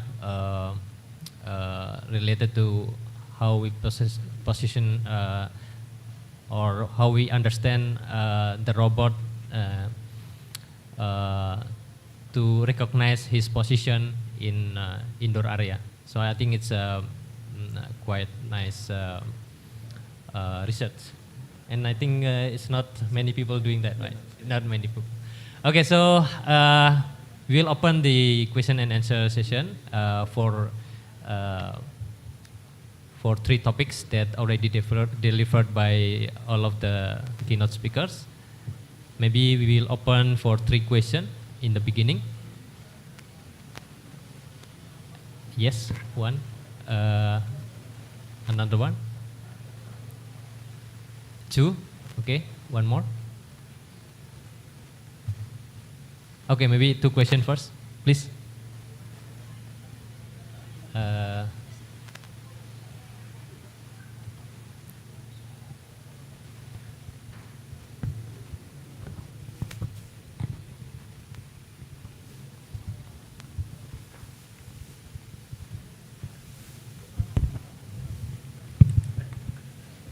Assalamualaikum warahmatullahi wabarakatuh. First of all, let me introduce myself. I'm a PhD student from Universitas Shah Kuala in Banda Aceh. Thank you for keynote speakers for the very, very interesting topics. But my first question will go to Prof. Nur Rashidi, because my research topic related to image processing, which is face recognition, Prof. So I'm quite a lot dealing with architecture, ResNet, AlexNet, GoogleNet, and YOLO, of course, as the latest technology or architecture. Well, the question from me will be about the data set. I saw in the research you were presenting before, the data set is 7,000 for the training, more than 7,000, almost 8,000. And then for the validation and testing, I want to ask, what is the standard of the amount of the data set in the deep learning? Is there any standard, like we can say that this amount of data accommodate the model, and the model, is better with the more data set? Because I found some literature said that in deep learning, there are two aspects that we focus. The first one is the amount of data set, and then the architecture of itself. And I saw a lot of research, like your research, doing the modification in architecture. What do you think about the amount of the data set in building the model? And then maybe the second question to Dr. Khairunisa, I just curious about the recent research you are performing related to the mosquito. You are going, the statement you said that you are going to the mountain, to the forest to capture the mosquito. Maybe I'm curious about how can you capture the tiny mosquito with maybe your mobile phone or your device? Is that you bring the mosquito on you, or do you just photo the flying mosquito? Maybe that's all. Thank you for the time. Assalamualaikum warahmatullahi wabarakatuh. Okay, thank you very much. From Syah Kuala. What's your name, sir? Sorry. Haidir. Haidir. Yes. Okay, thank you. And the second question, please. I mean the second person question. Okay, yeah. I think this is the last question, I think, because the time.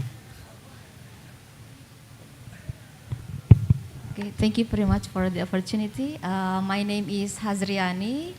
I'm from Handayani University of Makassar. I'm from Indonesia, but from another island in Celebes Island.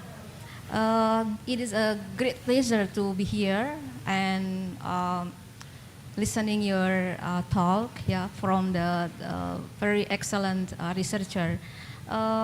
Actually, this topic is very interesting for me. Actually, I also try to make a research about this, but in another field.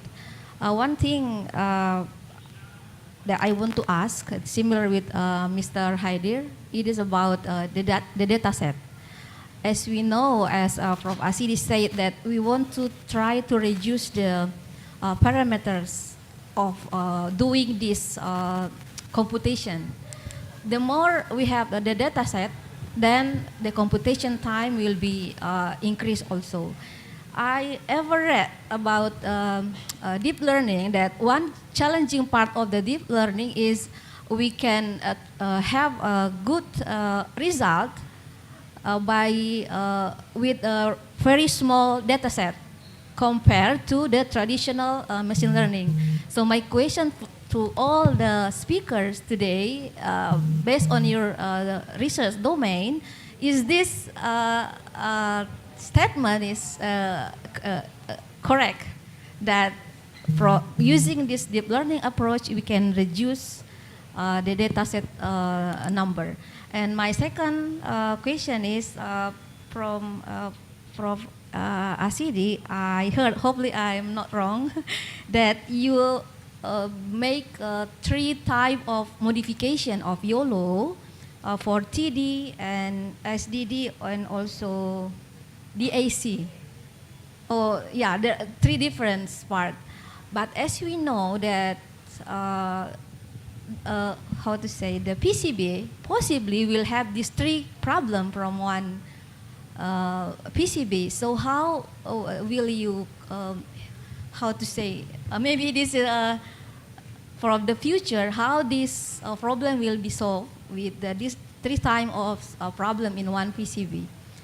And for the last, maybe for Dr. Halim, actually in our university we also have like program study or department about robotics, and it's really inspiring to us to give how to say insight to our student that for calculating and determine the position, we can use this AI approach. And my question is, what actually, what data set actually you develop for this kind of research? Is that, and how to say, I'm not in this field, and how do you make this data set, and then how you evaluate the accuracy? Okay, thank you for the opportunity. Assalamualaikum warahmatullahi wabarakatuh.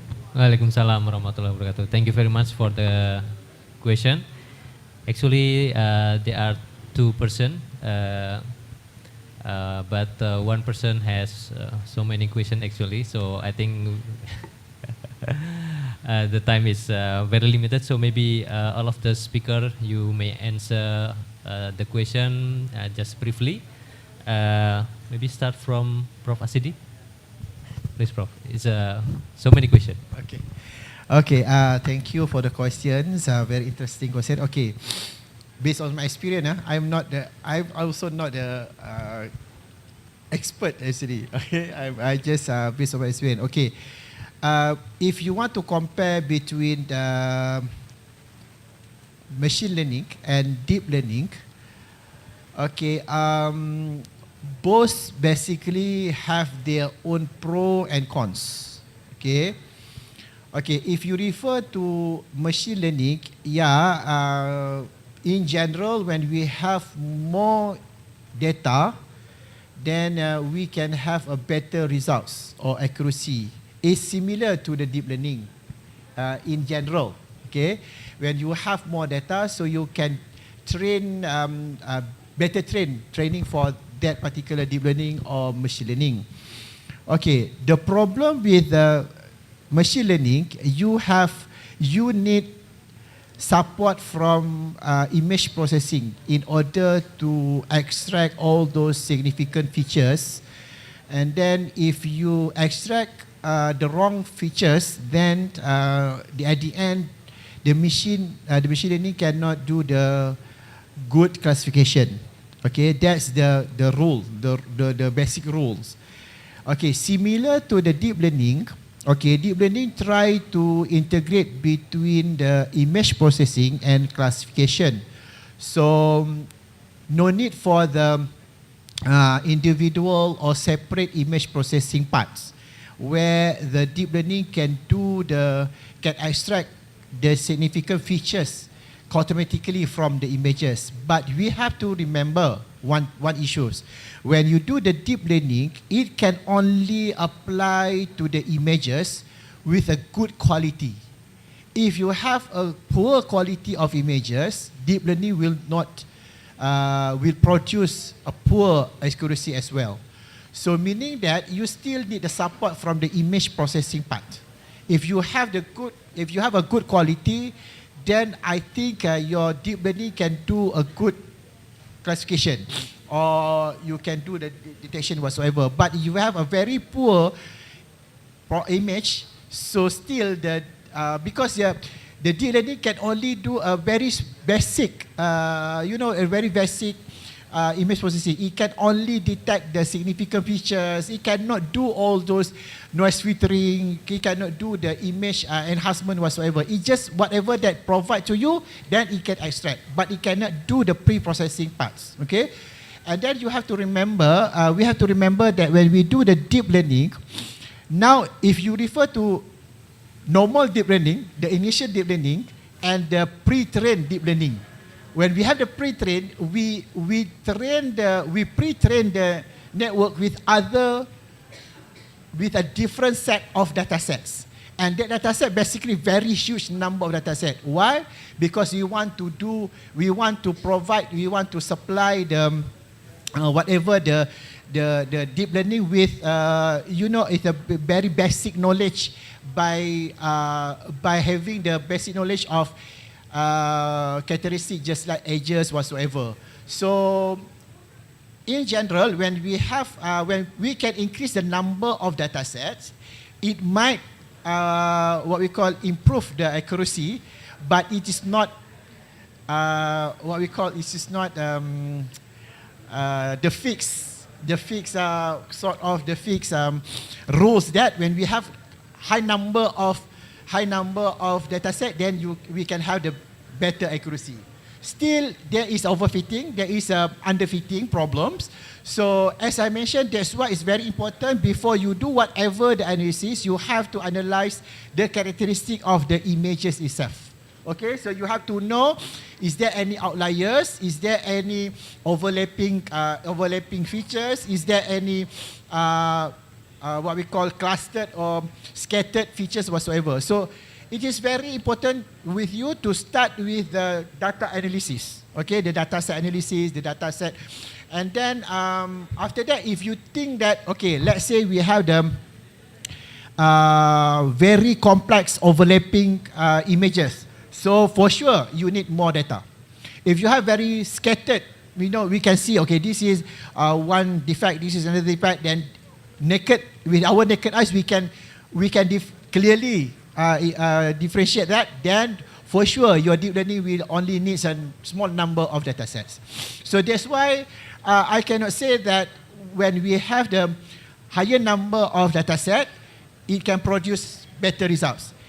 In general, yes, but once again, it depends also on the characteristics of your data sets. Okay, so that's why whatever. Okay, let's say I have the PCB defect. I basically will assign 2 or 3 PhD students or master students to do a different, what we call, different parts of the project. First student will only do the image processing because we need to know the characteristic of data sets. And then the second one will focus on the machine learning, where when we have the results from this particular, the first student, so it will use the machine learning in order to do the whole system, the whole models whatsoever. And then after that, if there is a possibility to do the learning, then the third student will do the third models. So at the end, we will have a different what we call models, and at the end we can simply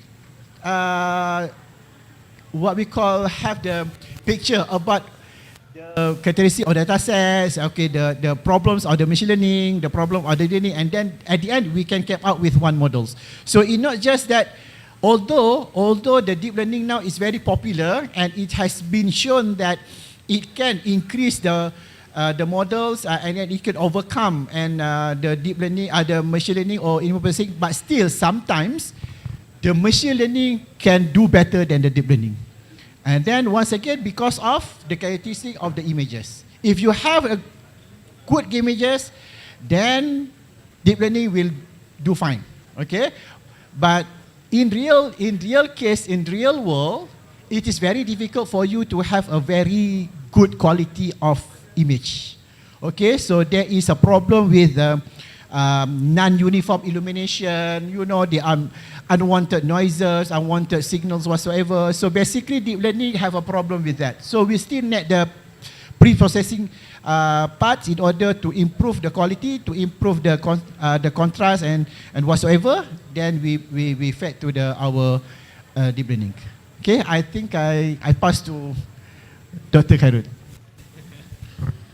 I think on the data set already clear, superb. I go on the how we capture the mosquito.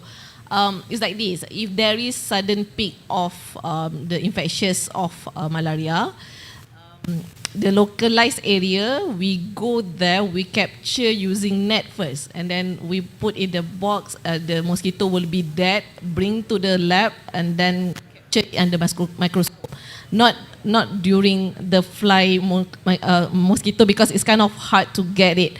And at the moment we use kind of the SLR camera that attached to the microscope, that only we can get the good image.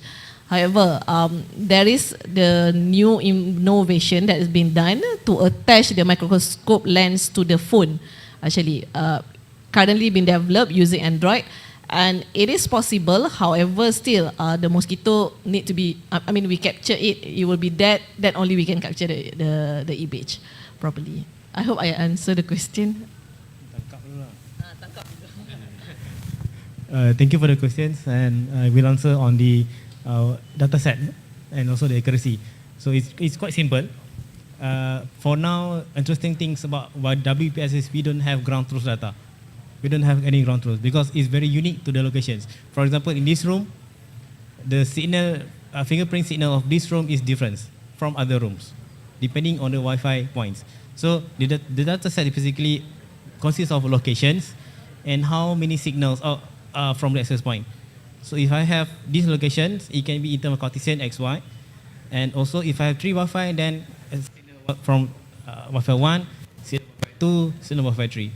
So imagine I have 100 locations in this room. So I have location 1 until location 100. It can be X1, Y1, X2, Y2, X3, Y3 until X100, Y100. And then signal 1 from AP1 at location 1. Signal 2 at location 1. Signal 3 at location 1. Signal 1 at location 2. Signal 2 location 2. Signal 3 location 2.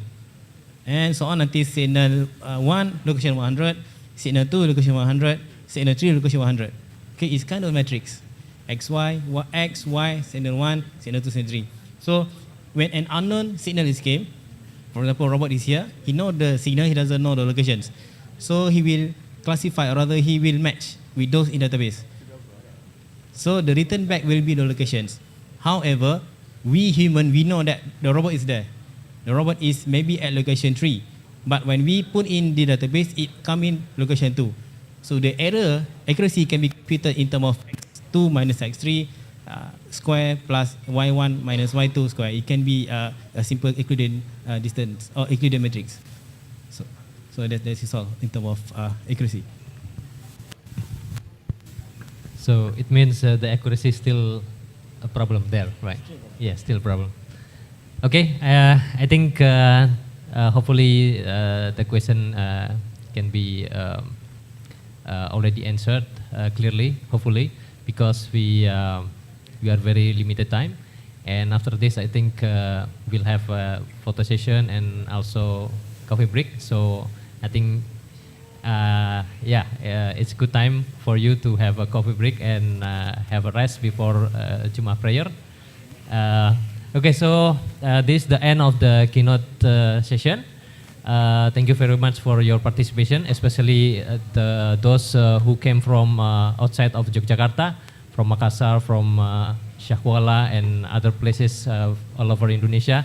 We are very glad to welcome you in Yogyakarta, in UMY. Hopefully next time you will come and join again to our conference. Actually, we have 3 conferences a year for our department, electrical engineering department, UMY. So it's this is the third conference in this year. So next year will be another 3 conference again. So you may schedule your time to come for our conference next year, inshallah. Okay, so that's all for our keynote session. Thank you very much from me, and thank you very much for all of the keynote speakers. Give applause to all of them. Okay, thank you very much. And I pass back to MC. Assalamualaikum warahmatullahi wabarakatuh. Waalaikumsalam warahmatullahi wabarakatuh. Thank you very much, Mr. for guiding us in the keynote speech session. Ladies and gentlemen, please once again give a big applause for our keynote speaker and moderator. Ma'am and sir, we hope you remain in front of the stage because we have an appreciation, token of appreciation. We would like to invite the chairperson of Iwaiip and Icitcom to give an appreciation, merchandise, and certificate of appreciation for our keynote speakers. Please come forward.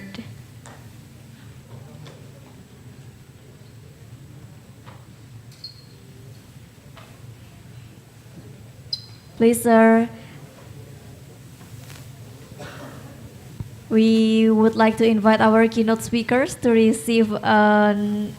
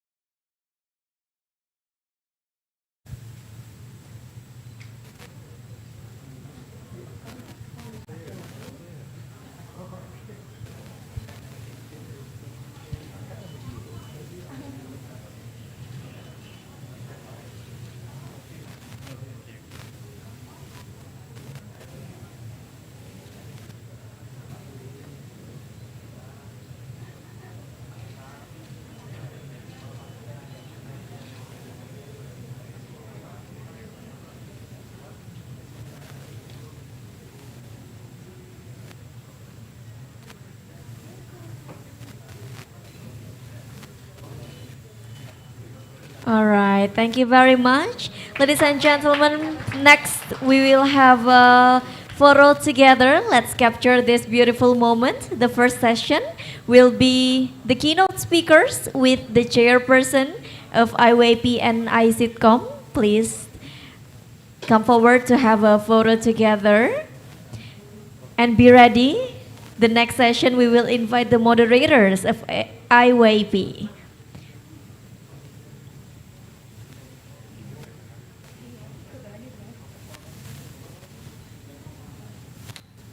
All right.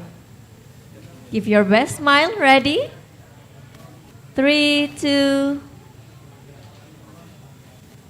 1. Once more. All right. Next, we would like to invite. Okay.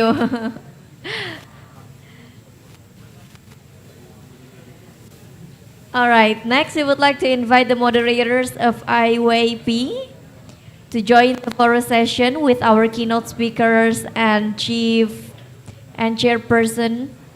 Please.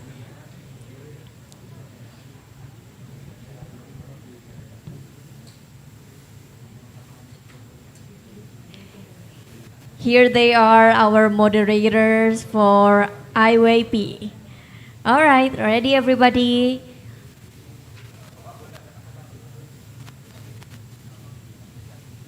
Yep. 3, 2, 1, say cheese.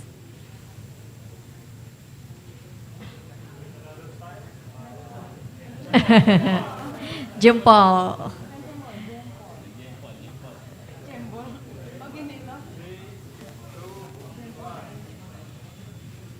All right, thank you, the moderators of Iwaiip. Next, the moderator of Icitcom. Please join to have a photo together with the keynote speaker. Sorry, sir, we still have the next session. We invite the moderator of Icitcom.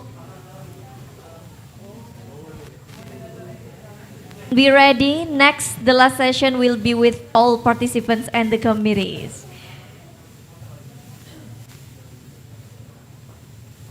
Yeah.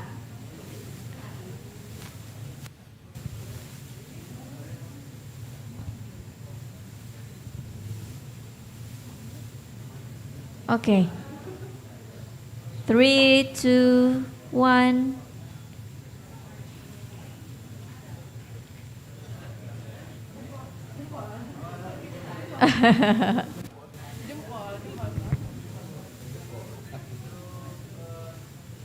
Okay, thank you, moderators. Next, sir, mom and sir, please turn your back because we will take pictures with all participants. All right, ladies and gentlemen. Ladies and gentlemen, please all stand up in your seat. Stand up in your seat because we will have a photo together.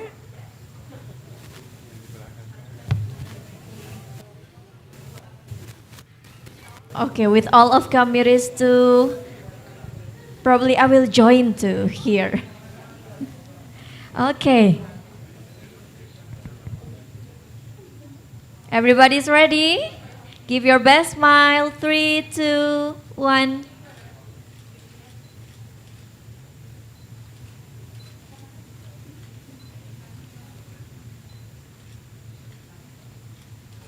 Okay, thank you very much, everybody.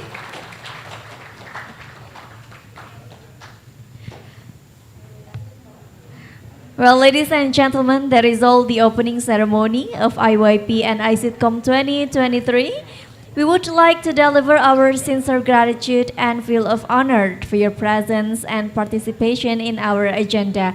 Also, we inform you that the closing ceremony will be held tonight at 6 p.m. in this ballroom. Ladies and gentlemen, now you may take a break and have a Jumu'ah prayer. Also, please enjoy the coffee break that have been served outside this room. However, right after the break session, please be back to join the parallel session at 1 p.m. The parallel session for Iwaiip will be held in Barong Room, and for Icitcom will be held in Ratu Boko Room. Next, please enjoy the coffee break outside this room. Thank you very much. Wassalamualaikum warahmatullahi wabarakatuh.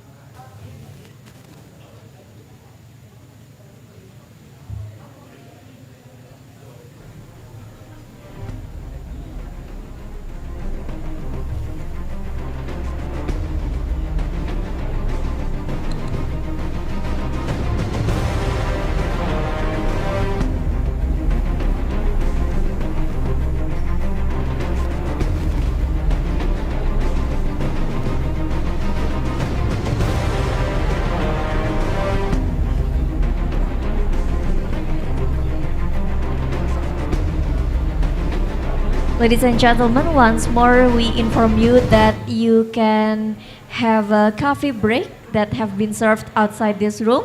Also, you may have your lunch.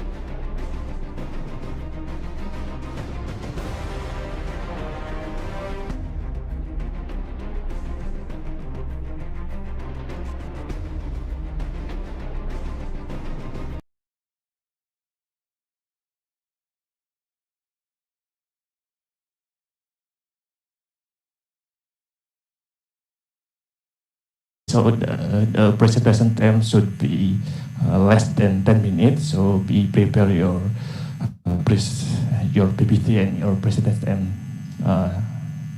It's only 10 minutes, and maybe we have like question and answer 2 minutes. And also we have coffee break in the 3 p.m. So the coffee break only 15 minutes. Okay, and the best presenter of this room will be announced in the tonight in the gala dinner. So please stay tuned until the end of the session. Okay, now so in the last part of the session we have like photo session together in this room. So please stand by until the end of section. Okay, for the first presenter maybe it didn't come yet, so maybe let's move to the second presenter that will be presented by Ibu Nurul Komariasi. Okay, Ibu Nurul Komariasi will be present very interesting paper. The title is Security Analysis on Website Belonging to the Health Service District in Indonesia. This is yours? Yes. Based on the OISC Top 10 2021. So for Ibu Nurul, time is yours. The PPT will ready, yeah.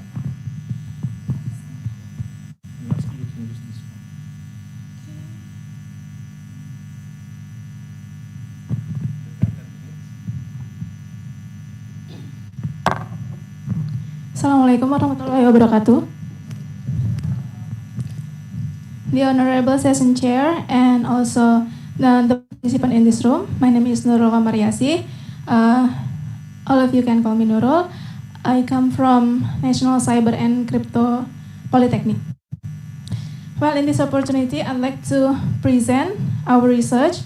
This research conducted by Ayu Khairiyah and I, with the title is Analysis on Websites Belonging to the Health Service District in Indonesia based on the Open Web Application Security Project, or OWASP Top 10 2021.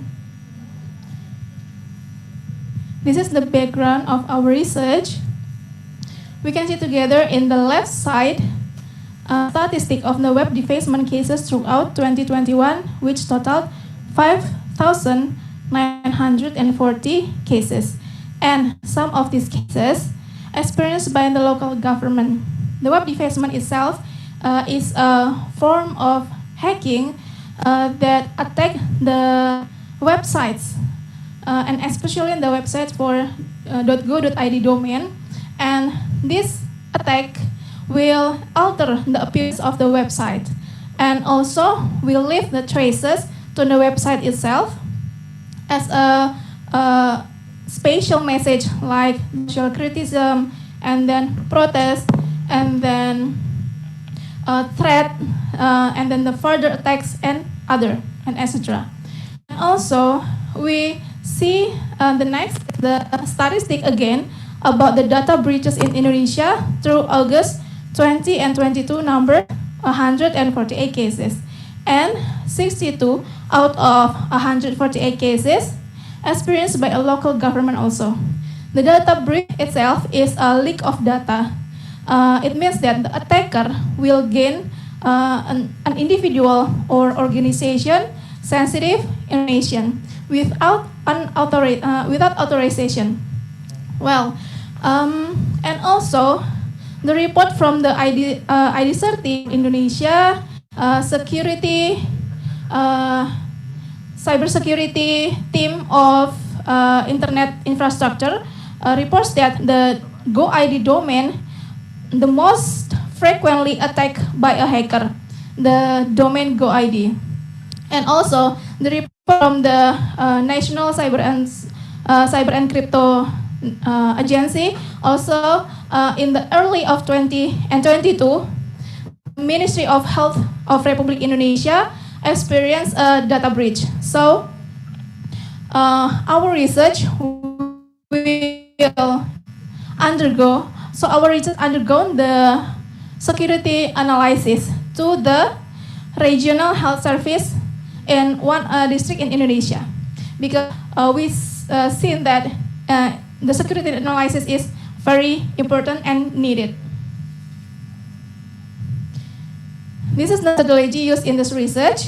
The first part is planning, and then the second part is vulnerability assessment, and the vulnerability assessment consists of 3 steps. The first step is information gathering using several tools like Whois, Netcraft, Geodata Tool, and Nmap. And the second step, scanning. The scanning is done for the scanning of the vulnerability of the XYZ regional health, because we just call it as XYZ because we don't have the permit to to mention the object. And the third step is vulnerability mapping using Iwaiip Top 10 2021. And then the third part is penetration testing and reporting. The penetration testing, here we used the methodology of Iwaip's WSTG version 4.2.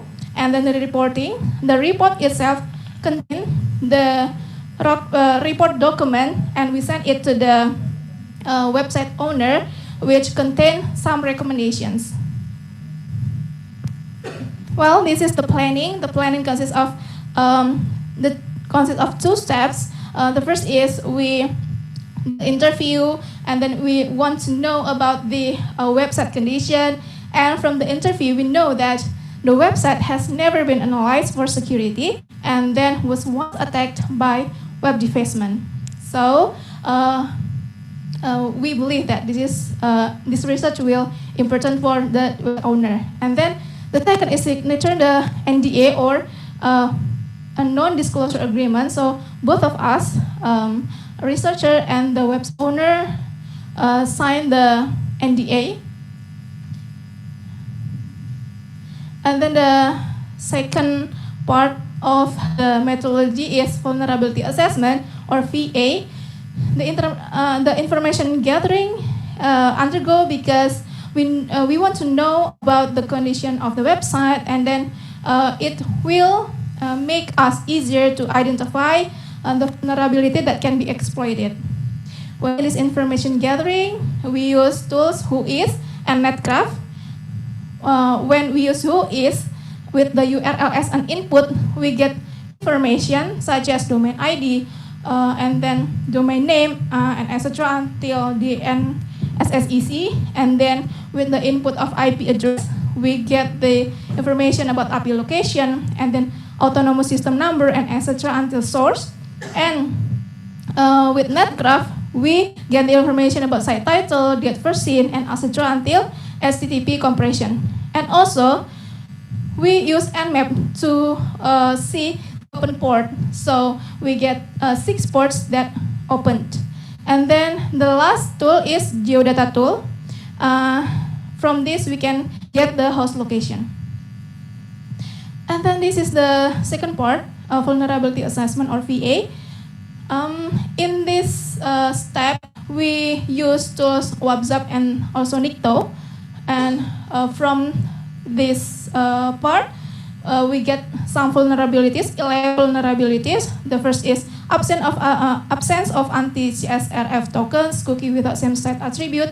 And these 2 vulnerabilities are mapped to the first category of Iwaip's Top 10 2021, that is broken access control, and etc. until those vulnerabilities that we have found, cross-domain JavaScript source file inclusion, which mapped into this 8th category of Top 10, software and data integrity failures.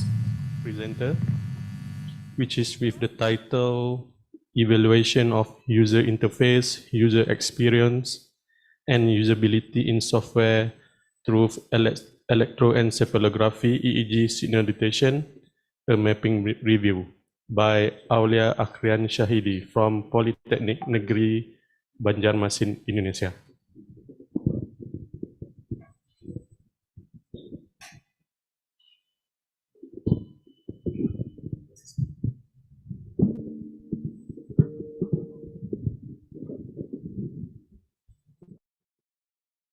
Severity level, and 4 vulnerabilities were in the medium severity levels. Well, this is the recommendations for the website owner or for the website developer. This is the recommendation from us about the security analysis, and this will get the priority for the website owner to make an improvement. So besides this, we also make a report book for them. And this is the example, the recommendation of the vulnerability absence of anti-CSRF tokens is implement anti-CSRF.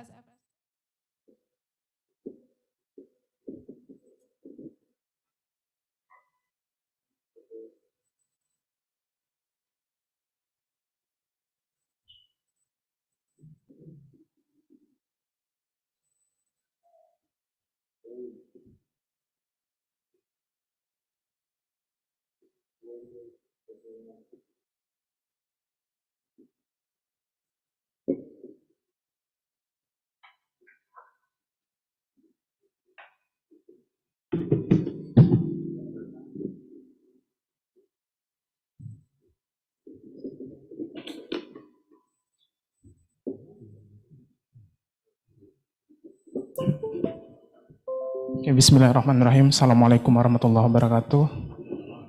Hello everyone. Thank you for the chance that given to me. Let me introduce myself. My name is Aulia Harian Syahidi from Politeknik Negeri Banjarmasin. I am the first author. The second author is Professor Kiyoshi Kiyokawa from Nara Institute of Science and Technology, Japan. On this occasion, I would like to talk our paper entitled User Evaluation of User Interface, User Experience, and Usability in Software through Electroencephalography Signal Detection, a mapping review. Okay, next. This is our outline. Next. Okay. First, I will discuss about research urgency and motivation of our research. The use of software is now vital in everyday life, making it necessary to ensure an optimal user interface and user experience or usability for smooth and efficient operation. However, to accurately and objectively measure this element, such as user satisfaction, frustration levels, efficiency, and productivity, require more sophisticated measurement tools that conventional method or traditional method, such as questionnaire and interview. Conventional method have weakness such as first, evaluation processes and results that are susceptible to this information. The second, difficult to convert human factor into quality assessment, and the last is susceptible to bias. So they don't always accurately reflect UI, UX, or usability. Next. Okay, one of the innovative approach or new opportunities and a solution to overcome the problem of weakness in conventional method or traditional method in measuring UI, UX, or usability is to use electroencephalography signal detection. EEG is a non-invasive technique used to record electrical activity of the brain. Using EEG, several studies have shown that we can objectively understand how the human brain responds to software interface even before the user provides verbal or written feedback. Next. Okay, the benefit of using EEG signal to evaluate UI, UX, or usability include first, better product development, second, better UX, the third, performance improvement, and last is mental health. Next. So this study aims to present a mapping overview of the use of EEG signal in evaluating of user interface, user experience, or usability in software. This will help researcher, developer, and designer to understand the potential and limitation of this method and to design further research in this area to improve the quality of software used by user. Next. Okay, this is our research methodology.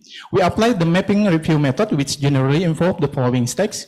First step, we set 4 research questions or RQ, namely as follow. RQ1, how many research papers discuss the use of X signal detection to evaluate UI UX usability in software in the period from January 2013 to May 2023? RQ2, on what database has research been published on the use of X signal detection to evaluate UI UX usability in software? RQ3, what kind of X device are used in research practice? And the last RQ is, what software is evaluated and what kind of evaluation questionnaire is adapted in conducting UI UX usability evaluation on software? Second step, we have chosen the most suitable database to search for different type of reference for published article. We highly recommend the following 5 database. First, IEEE Explore Digital Library. The second, ICM Digital Library. The third, Science Direct. Fourth, Springerlink. And last, Google Scholar. Third step, we create a search string by selecting relevant keyword. We set the main keyword for the paper. We then add supporting word from similar term that will be forming a formula using the AND or logical operator as follows: application or implementation or framework or development or utilization. An X signal or electroencephalography or brain signal or neural signal or neurological signal, an evaluation or assessment or measurement, and user interface or user experience or usability or quality of experience or human-computer interaction. Next. Fourth step, we conducted a screening process to select relevant paper. The inclusion criteria are as follow. Paper must discuss the use of X signal detection to evaluate UI UX usability in software. The paper has been published between January 2013 and May 2023, and so that indirectly answer RQ1, yeah. The paper must be in the form of international journal or international proceeding indexed by leading institution. Next. Okay, please following the image. First, search process based on string match with result 2,276 paper. The second, removal of duplicate paper with result 997 papers. The third, selection based on title by applying inclusion and exclusion criteria with result 271. The fourth, selection based on abstract with result 43 papers.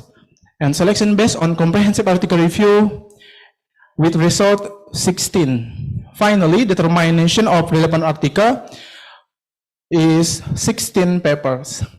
Fifth step, we use Microsoft Excel to extract data from the 16 primary papers. Next. Okay, RQ1. Mapping paper based on year, we can confirm that there is a trend indicating continued interest in the use of X signal detection to evaluate UI UX usability in software, with a peak in the number of publications in 2018. Judging from this data, research interest continues. Next, RQ2, mapping based on database distribution. The most publication related to the use of X signal detection to evaluate UI UX usability in software are in the IEEE Export Digital Library with a total of 7 papers. Next. RQ3, we confirm that the most widely used device is the X device, and beta webs are the most popular frequencies used because they are associated with active and conscious brain activity, such as thinking, speaking, and interacting. Next. The most popular electrode used with 32 points. This electrode is used to measure brain activity, and the spatial resolution that can be obtained is placed along the scalp. Analysis technique and or algorithm for classifying signal, the most popular one used are linear discriminant analysis, fast Fourier transform, and PSD. Next. Okay, RQ4, mapping paper based on evaluation process. The most commonly evaluated software is gaming application. The user experience evaluation questionnaire is most often used to measure UX. Okay, next. Okay, application of IC recording for UI UX usability evaluation. Okay, the conclusion. Finally, the conclusion is we have analyzed 16 relevant papers in our research and discovered that the use of IC signal detection with the IC signal devices in the evaluation process can reduce bias and overcome subjectivity factor that often influence evaluation result. By utilizing IC signal detection, UI UX usability evaluation become more objective and practitioner can gain deeper insight into the user brain response to the software. This can help in the development of more effective and satisfying user interface and experience for the user. And finally, we suggest applying the finding of this research in industrial software development and evaluation process by considering the security and privacy of data. Okay, thank you for your attention. I will return to the session chair. Thank you. Thank you very much for the interesting presentation. So now I will open the Q&A to the others. Any question? Yes. Yeah.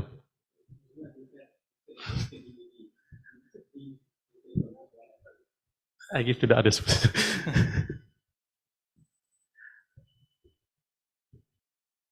Okay, just one question. This is just for the review on all the application using EEG, right? Yes. So did you only concentrate on user experience or for the others application also? For the other application. Example? Example, gaming software. Please back to the slide.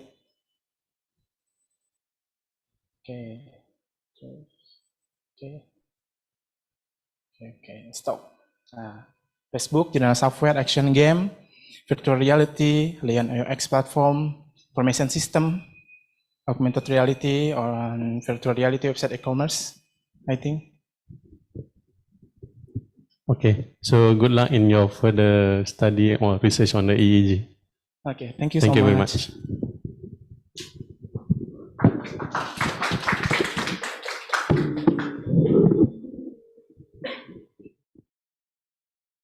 More challenging data, then the validation sets cross validation spreads. It's crucial to note the validation sets representation of only the final 20% of data and not necessarily n classes. Next. Limitation and future research. Dataset compares mostly census and favor what's with 1022 census odds of 8,437 records placed at the start. This leads to training data terribly different from census fire, while simpler words list dominates validation data. Consequently, validation accuracy surpasses training accuracy. Implementing the complex language translation model is viable for web or mobile-based machine translation application. Yet, weaknesses in evaluating the bidirectional NNN model stem for dataset limitation. Future efforts shall expand the dataset, especially the census count, possibly using train the split for blanched data. Evaluating the first depth learning model variant is crucial to enhance translation accuracy.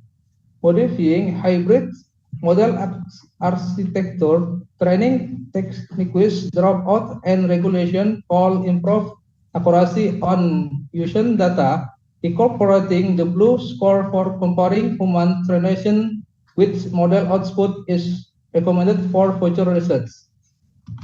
Next, conclusion. The bidirectional RNN translation engine showcases high accuracy, hitting against simple RNN through an LSTM model. It effectively translates Indonesian to complex sentences. This model lays the groundwork for a complex Indonesian translator application. Improvement, suggestion, involved tackling overthink trucks dropout and regularization under regime validation accuracy stagnation requires reviewing model complexity and activation function employing additional metric like precision and recall and depend performance evaluation strengthening local context understanding and refining model architecture can boost overall performance.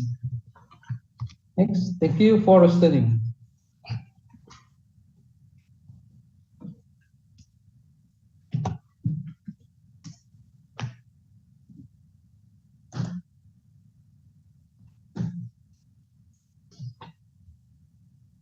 Okay, for the other presenter, do you have a question? You can raise your hand. Yeah, I have a question.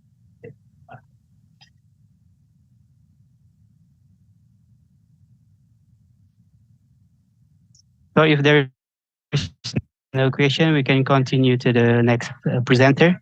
Thank you very much, Mr. I Rizky have a Fadila, question. for your presentation. Oh, I have a okay. question. Please raise your hand before making a question. So please, Mr. Ronnie. Yeah. Uh, as I know that right now this Google Translate is very famous, and maybe ChatGPT also is very famous for translate. But I'm not sure what kind of method they are using. My question is, maybe if you know what the method of maybe ChatGPT or Google Translate, and if you compare with their method, that's my question. Thank you.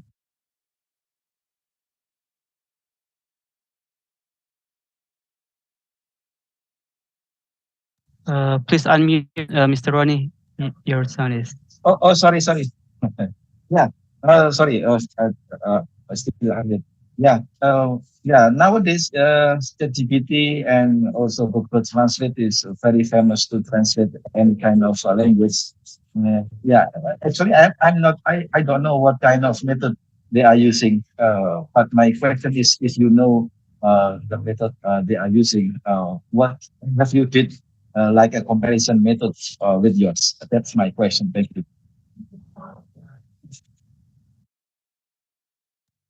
So please, Mr. Rizky.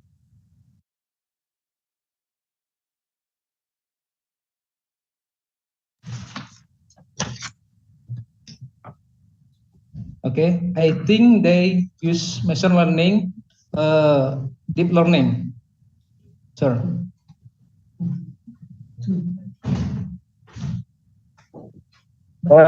Yeah, because we know that the Google Translate, they can was evaluate their answer and then they will learn again. I think it's also like and also recurrent neural network also.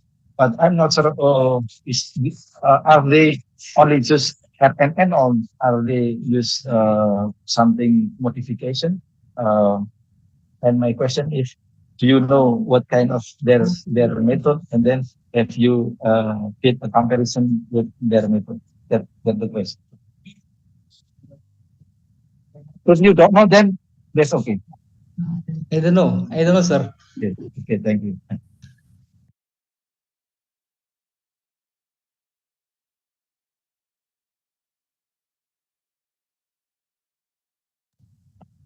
Okay, I think that is good answer from Mr. Rizky Fadila. Maybe we can discuss about this thing in another time, Mr. Ronnie. So we can continue to the next presenter, Mrs. Henny Yulianti, with title Forecasting the Number of Traffic Accidents in Jakarta Using Artificial Neural Network. But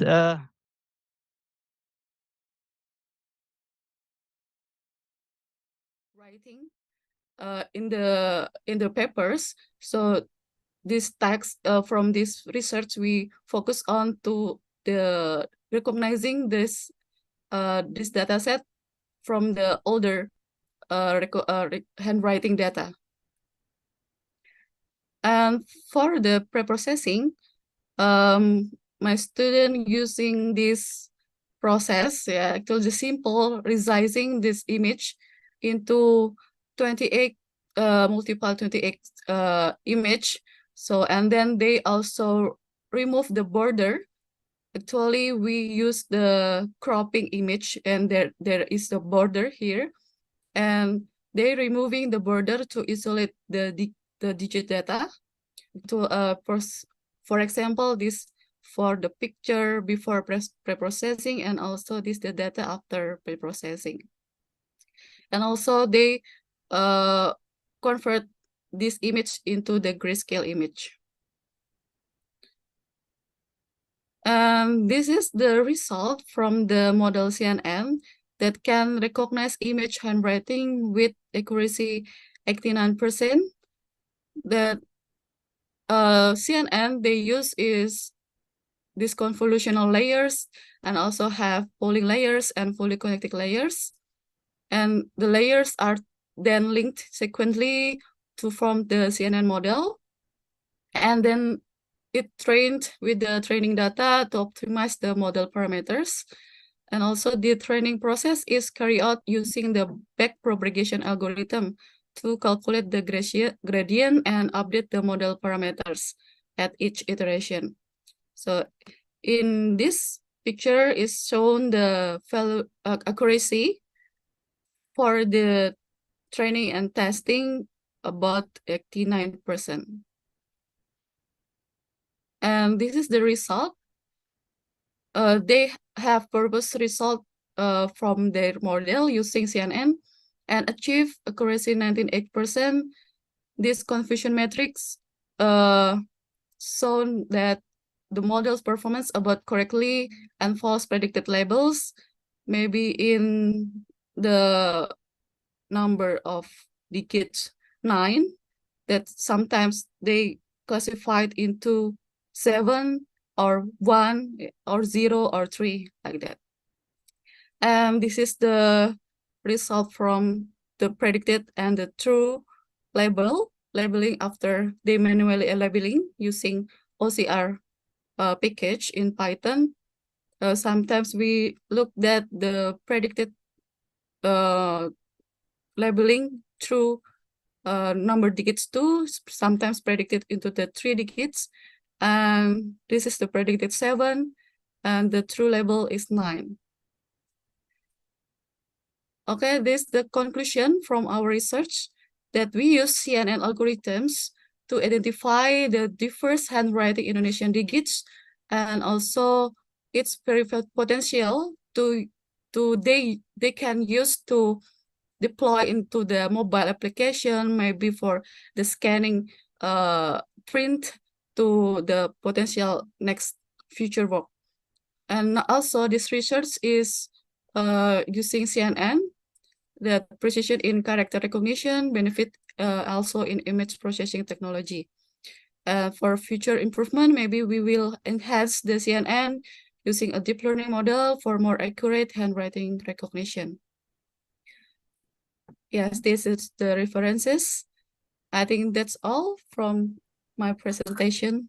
Thank you. If there are any questions, very welcome. Okay, thank you very much for Ms. Kartika Purwandari from Bina Nusantara.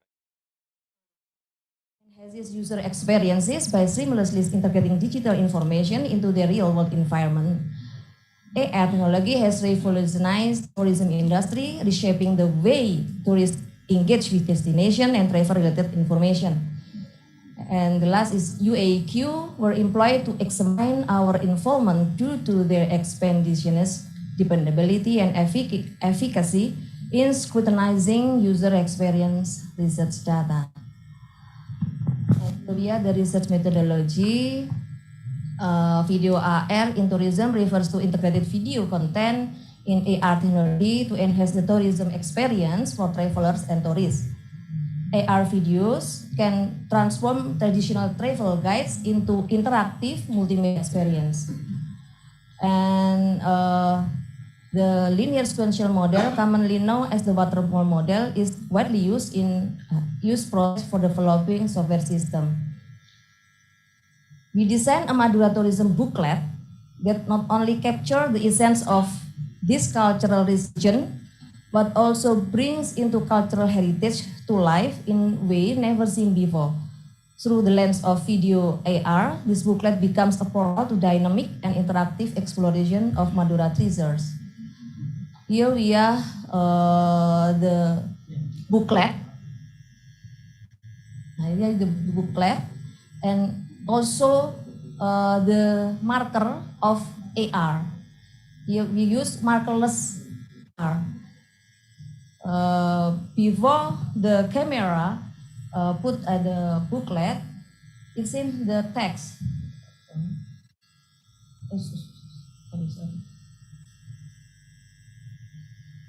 Yeah.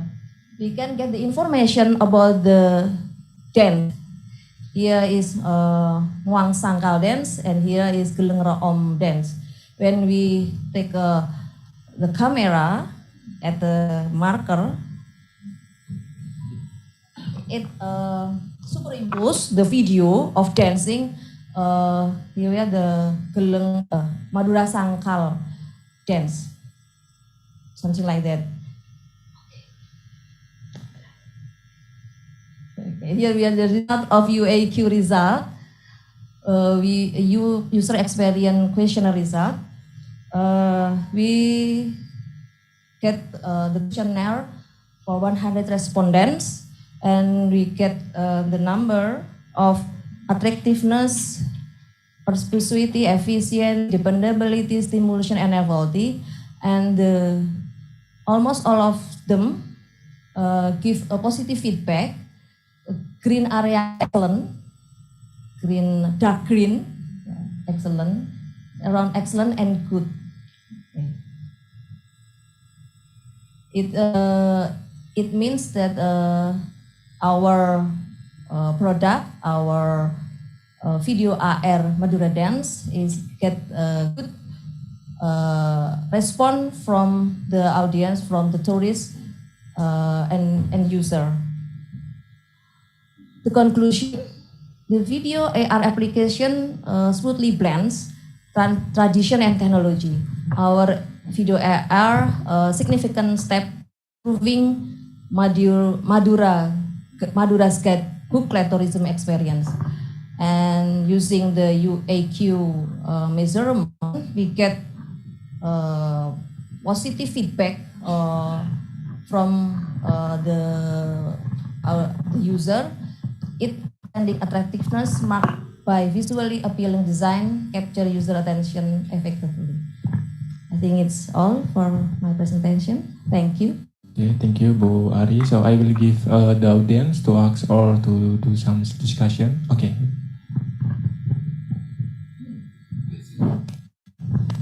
Okay. I want to. My name is Sophie. I want to ask because we have this similar measurement. I also use UAQ as my measurement. I want to ask how many respondents that you use, and what is the possible future works that might be done by other researchers. Thank you. Same concern with me. So the detail, how you collect the data. Okay. So maybe the details stuff. Okay, thank you, Miss Sophie. Yeah. Okay. Actually, we get respondents, around 100 respondents, and it comes from student. Actually, they get we just using UAQ measurement actually. Today's study, in this study we are using the sentiment analysis datasets. Actually, it's one of the state-of-the-art dataset for benchmarking the sentiment analysis, which is the sentiment 140. And as we know, that sentiment analysis objective is we try to predict the sentiment of a sentence based on the text that we have within the data. And as I explained in the introduction, catastrophic forgetting, it's a phenomenon that appears when we perform the fine-tune within deep learning models with the different data sets. And After this, I will explain how we design the research methodology so it could investigate the phenomena of catastrophic forgetting within this kind of scenario of experiment.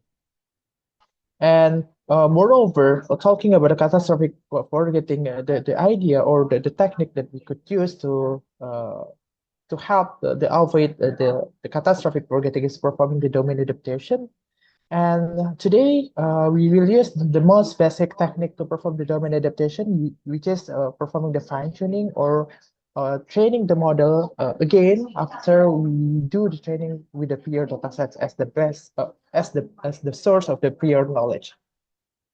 And to perform the generating datasets, we are using the generative language model. In this study, we are utilizing the OpenAI's GPT-3 API to generate the dataset. And then we build these datasets on top of the Sentiment 140 datasets. Okay, sorry. So this is how we will perform how we'll examine the catastrophic forgetting phenomenon. So we will have the source domain datasets, and then we will training our models using this dataset. In this scenario, we will using the Sentiment 140 datasets, and then after training the model using the source dataset, we will fine-tune the model using the target domain datasets, which is the AI-generated datasets. And then we will evaluate the performance of the models and compare it to the peer dataset that we have. And to generate the datasets, this is the scenario that we follow for the protocol. So we take 5K data, the 5,000 data for the positive sentiment data from the Sentiment 140 datasets, and then we got the 5K negative datasets and use these datasets to be paraphrased by the AI tools. In this case, we are using the OpenAI API, and then we use this data as the AI-generated dataset to be examine the existing of the catastrophic phenomena within this AI-generated dataset. And based on these experiments, we found out that there is some evidence show that there is some forgetting when we are generate the data using the AI datasets. And here we are using two large language model that are very popular for the classifying or the discriminative model. Here we are using BERT and Distilbert. And we found out that in the Distilbert, since it's a student model of the BERT, the performance after performing the fine-tuning is less than the BERT itself. But it shown that in the large language model here, in terms of this Distilbert, the number of parameters affecting the performance or the possibilities a model to be forget about how the prior knowledge that they have within the prior datasets. And the conclusion, we know that based on this condition, we could say that this new dataset could be used as the new benchmark dataset to perform or to examine the catastrophic forgetting methodology that might proposed by another scholar. And here we find out in the model performance, particularly in the Curie and the loss metrics of the dataset, there is domain shifting within the pure dataset. Here is the Sentiment 140 dataset to the AI-generated datasets. And then, despite the observed reduction in the catastrophic forgetting, it's not as substantial as the expected, suggesting that the domain shifting occurs to a minimal extent. And we could say that the models with the reduced computational capacity and smaller sample size here in the Distilbert shown that the phenomenon of catastrophic forgetting is tend to happen faster than the teacher model, which is the BERT. Okay, I think that's it from me. Thank you, and back to the moderator. Okay, thank you very much, Dr. Rahman, for your presentation about catastrophic forgetting within AI generated. To trusted authority to register itself. They will provide all of their essential information such as name, address, phone number, vehicle plate number, email, fingerprint, etc., and send all of those informations to TA, then TA will give the vehicle back the value of VSKI and fingerprint. So this value is vehicle secret key and the record of the fingerprint. It will give back to vehicle with a smart card. Okay, the next process, the second phase is vehicle authentication process. The user is supposed to enter his or her fingerprint. So the driver will enter their fingerprint on the car, on the OBU device.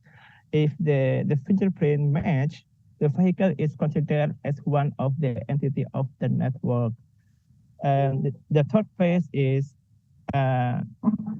authentication in CA. In this kind, so I will show you. So in this third phase, the interaction would be will be made between vehicle RSU and TA, as we show the first picture, the first topology. The main thing, the vehicle will send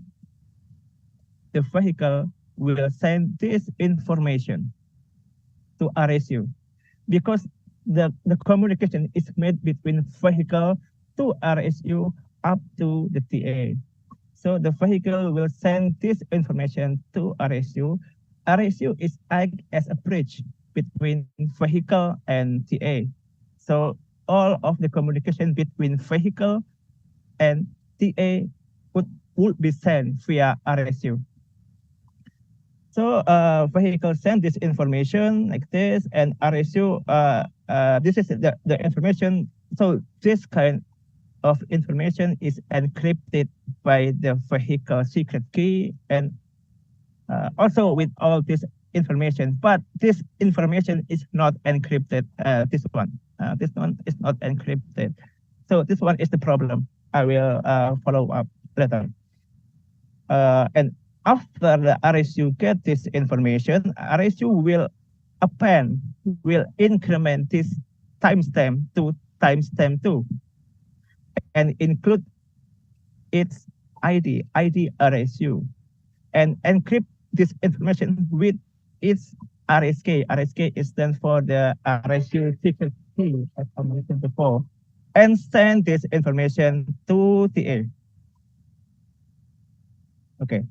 Next, after RSU send this information to TA, up to TA will verify this one, will verify ID RSU and will verify ID TA. ID RSU is ID for RSU, identity for RSU, and identity for TA. TA will verify identity of the vehicle itself, and so on. And so on. And then TA will give back this information back to RSU, and RSU will give back this information to vehicle.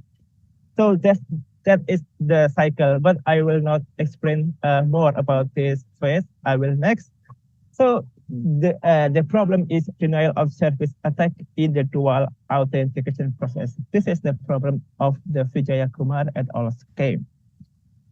So in the first round, in the first phase, when the vehicle will send the information to RSU, we can see here adversary and will, so the real vehicle, the valid vehicle, when they send this information, any adversary, anyone can intercept those messages and change this timestamp to TS1 prime, this one. It means it is the fake timestamp. And then the adversary will send this fake message to RSU. But RSU have no knowledge if this TS1 prime is fake. okay, because it was not encrypted. So it's the problem. And then send this the same information as before to RSU. It is I just repeat the previous cycle, and then TA will verify. TA will give it back to RSU. RSU will give it back to vehicle. But the vehicle, it is the real one, the valid vehicle. Sorry, where is my pointer? Yeah, they cannot decrypt the packets because they have no knowledge about the secret key, so they cannot decrypt. So actually, this is the adversary. Sorry. Yeah. Yeah. The adversary cannot decrypt the message. So I think I lost my pointer. So the vehicle cannot decrypt the message. So it will like that. So that is the DOS attack, the denial of service attack. The adversary will flood the network with many requests with fake timestamp. Even though they cannot verify the message, it's no problem. They just want to make the TA flooded, so the network will be shut down. That's the problem of the scheme, the Vijaya Kumar et al. Scheme. So the improvement is, you can see in the vehicle column, the timestamp 1 is encrypted by the vehicle secret key. This one, okay. So the TS1 is encrypted, included in this brackets. So it would be encrypted. So any adversary cannot make change to this value anymore. So it will be safe, and the TA would be checked like the normal way. So that's the simple way, the simple explanation like that. That's our improvement. So the result is our scheme is more reliable. In the table 1, in the security comparison, it could withstand the message authentication. It could withstand the identity privacy preserving. It could withstand DOS attack and replying attack, because DOS attack is related to replying attack.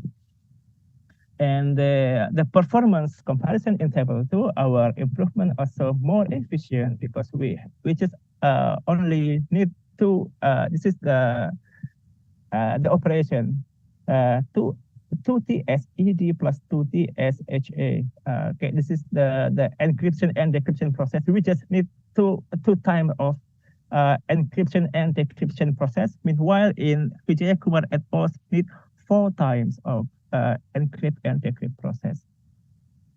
So the conclusion is, in our paper, we have shown that Vijaya Kumar et al. Schemes is vulnerable to the DOS attack, where an adversary can intercept the initial request from the legitimate vehicle, change the unencrypted timestamp, and send the packet to RSU.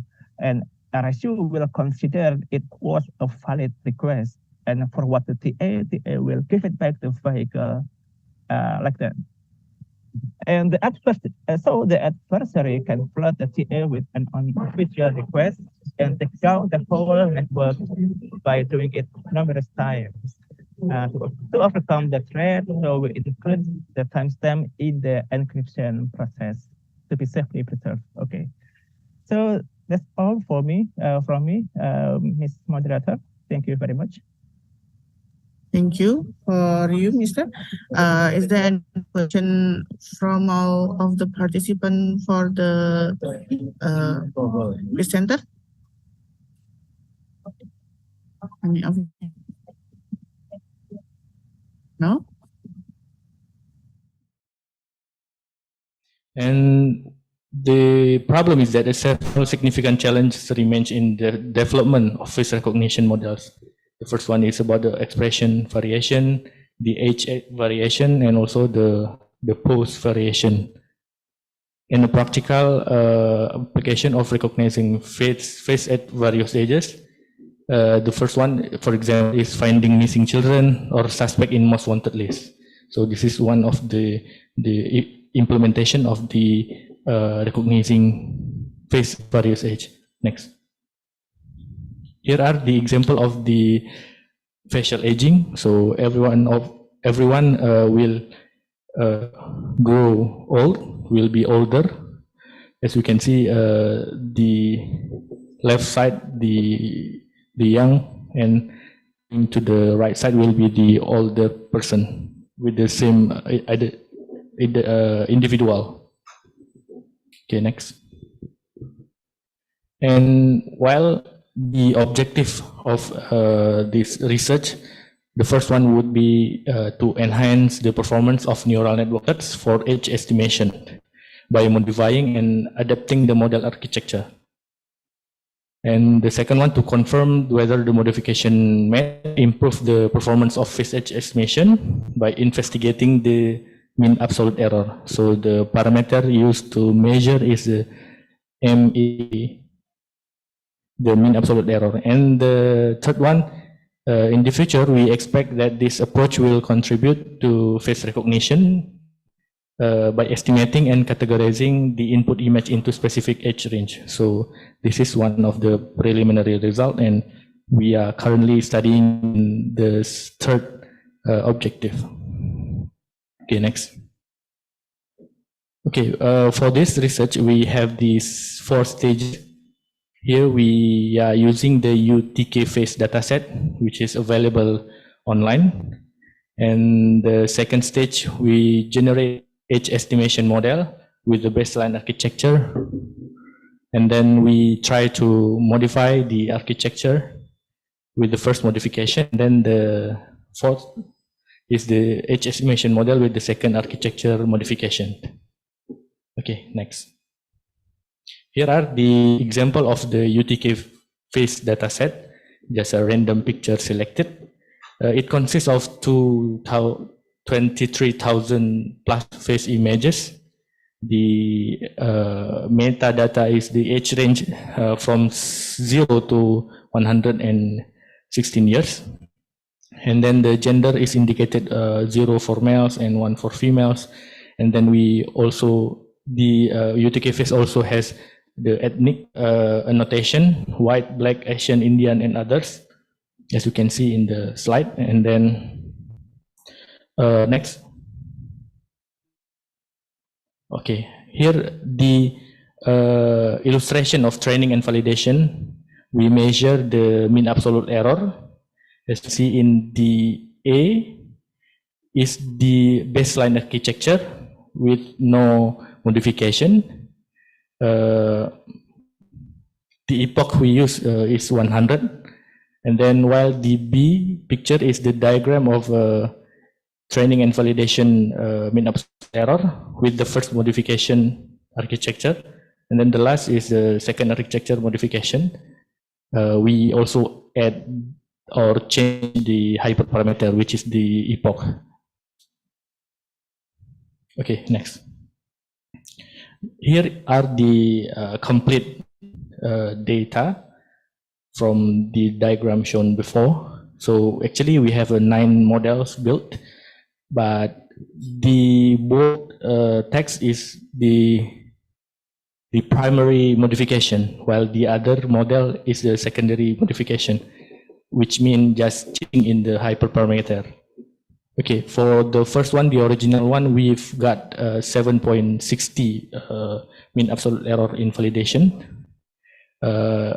With the 100 epoch and the batch size, we just follow the previous study, which is 16. And then the second, in the first modification made in model V4, we increase the epoch to be 300, and we've got the result in 5.53 for the mean absolute error. And the last model, the second modification, is model V9, sorry, with the epoch of 500, and batch size we increase up to 128.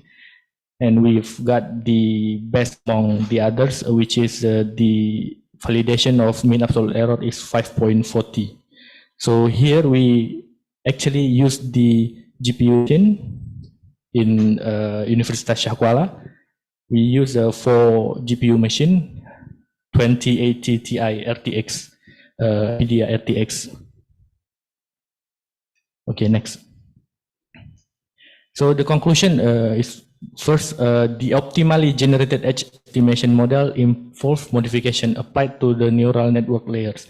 So actually, what we've changed, what we modify is the neural network layers. Adding some layers, changing the function of some layer, affect the performance of edge estimation. And also the hyperparameter, we configure the hyperparameter in modification. So then it plays a crucial role in achieving the best performance of the model that we want. And then the pinnacle of this achievement is found in the second modification with the mean absolute error of 5.40. The performance increased 2.35%, the baseline compared to the first modification, and increased 28.95% when we compare the baseline with the second modification. And then the last, in the future, the model should be trained on other benchmark dataset, of course, exclude the UTK phase. And then the CNN architecture should be investigated in constructing the face recognition model with a specific edge range approach. So what we do now is the constructing the face recognition model with the specific edge range approach. Maybe that's all my presentation. Thank you. Okay, thank you, Muhammad Kaidir, for a very informative presentation. Several steps of the research process can be: the first stage, the diagnosis phase analysis, the pattern of broadcast attack on the SSR port. Following this, the server is prepared for crawling server, serving as an automatic data collection tool from internet source data logs. The next step involves installing software such as MongoDB, HoneyNet, Crowry, and Dioneer on the computer system to facilitate the operation of research tool. Subsequently, data collection is executed through the previously prepared server. The collect data is then visualized using tools such as Metabase, HoneyMap, Pioneer, Versac, and Tableau is in the data visualization stage. During the analysis process, the data is screened to identify anomalies or suspension activity, aiming to detect the accrued attack.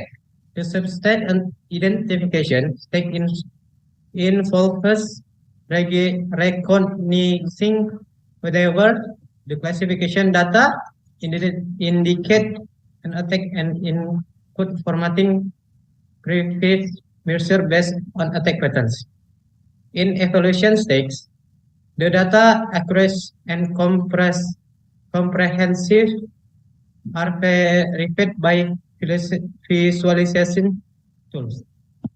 Finally, in the reflection phase, the entry process in rewrite for learning purpose enable the research to identify necessary step for future action.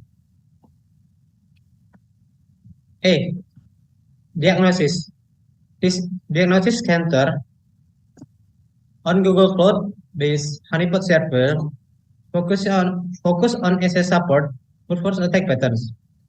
It's aimed to draw attention to an analysis this specific attack, creating a control environment through the Google Cloud platform. The research collects attack data to point patterns, source, and bridge method used by attacker to compress server security. Crawling server preparation. The first step is setting up the honeypot server on Google Cloud to analyzing SSL brute force attack. This visual is intense based on Ubuntu 20.4 LTS required 50 gigabyte disk size and use a machine type configuration end-to-end custom for 52000 EXT equipped with 4 core. C. Preparation of tool installation. The next steps involve setting up essential tools for SSL brute force attack pattern analysis. MongoDB version 1.39.0 server as a crucial NUSQL database to store and manage raw attack data flexibility. Setting to specific analytics requirement, additional Tableau aids in log visualization by pulling data from MongoDB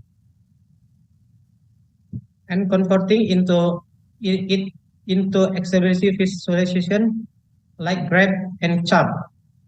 This visualization enable analysis to efficiently define attack patterns, spot trends, and attract valuable insight. D. Data crawling from June 26, 2023 to mid-August 2023, or SSH honeypot server log 3399 instance adequately capturing related data. This duration provide ample information revealing brute force attack as the predominant tactic employed by attacker seeking SSH server access. The information option from the logging or data collection process provide an overview of the repeated attempt to guess the correct credential combination. Data analysis also reveal attack pattern at a specific time, where attack tend to increase during certain force. Indicated pattern of attack activity action with work force or evening as beside brute force attack. Some attack relied on professional vulnerability, highlighting the importance of constant software update to assist in developing more effective defense strategies from securing SSH server. E. Data visualization. Some of the visualization result includes SSH username. In the visualization stage, SSH port data from the honeypot server is crucial from deviation attack pattern compression efficiently interpret through graph and diagram. It adds security, researcher identification, significant threat and behavior. The visualization also display attack pattern based on the attacker country of origin using a word map, highlighting areas with high attack activity. All visualization provide a strong and easily designed understanding of essential aspect of the honeypot server SSH port data. Visualizing data brief decision making from the development of more effective security strategy. There are 700 96 different usernames recorded in the honeypot. The most frequently used user is root with 478.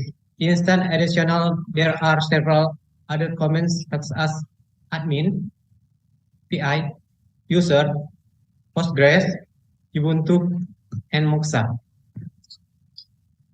Each serving its responsive purpose.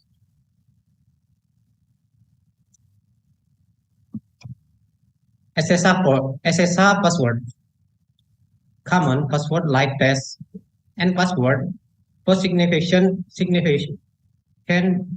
security risk for SSR servers with requisites of 45 and 43. Repeated other hack risk password include 1, 2, 3, 4, 5, 6. Root, admin, user, Moxa, and PI. Using weak password increase the likelihood of unauthorized access, leading to data loss and serve security breaches. To mitigate this risk, it is crucial to adopt unique, complex password and prioritize the use of unpredictable source IP address as initial step to enhance SSR server security. Source IP address. SSR access categorized by source IP address. The data refers that source IP address 167.71.157.3 is the most frequently accessed and is located in the United States, especially in Clifton, New Jersey, with a frequency 760.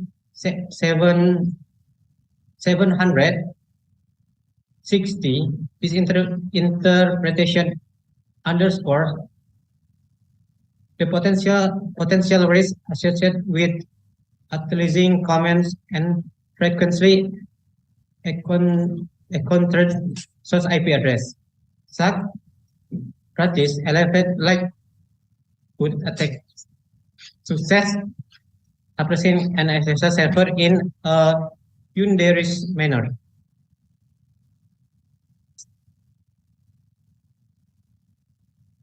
Here are the details of one the text IP access in intelligence honeypot server. This image displays the IP hostname, ESN, autonomous system numbers, service, country, region, state, city, latitude, and longitude. There is a link on the web page to open the blacklist term.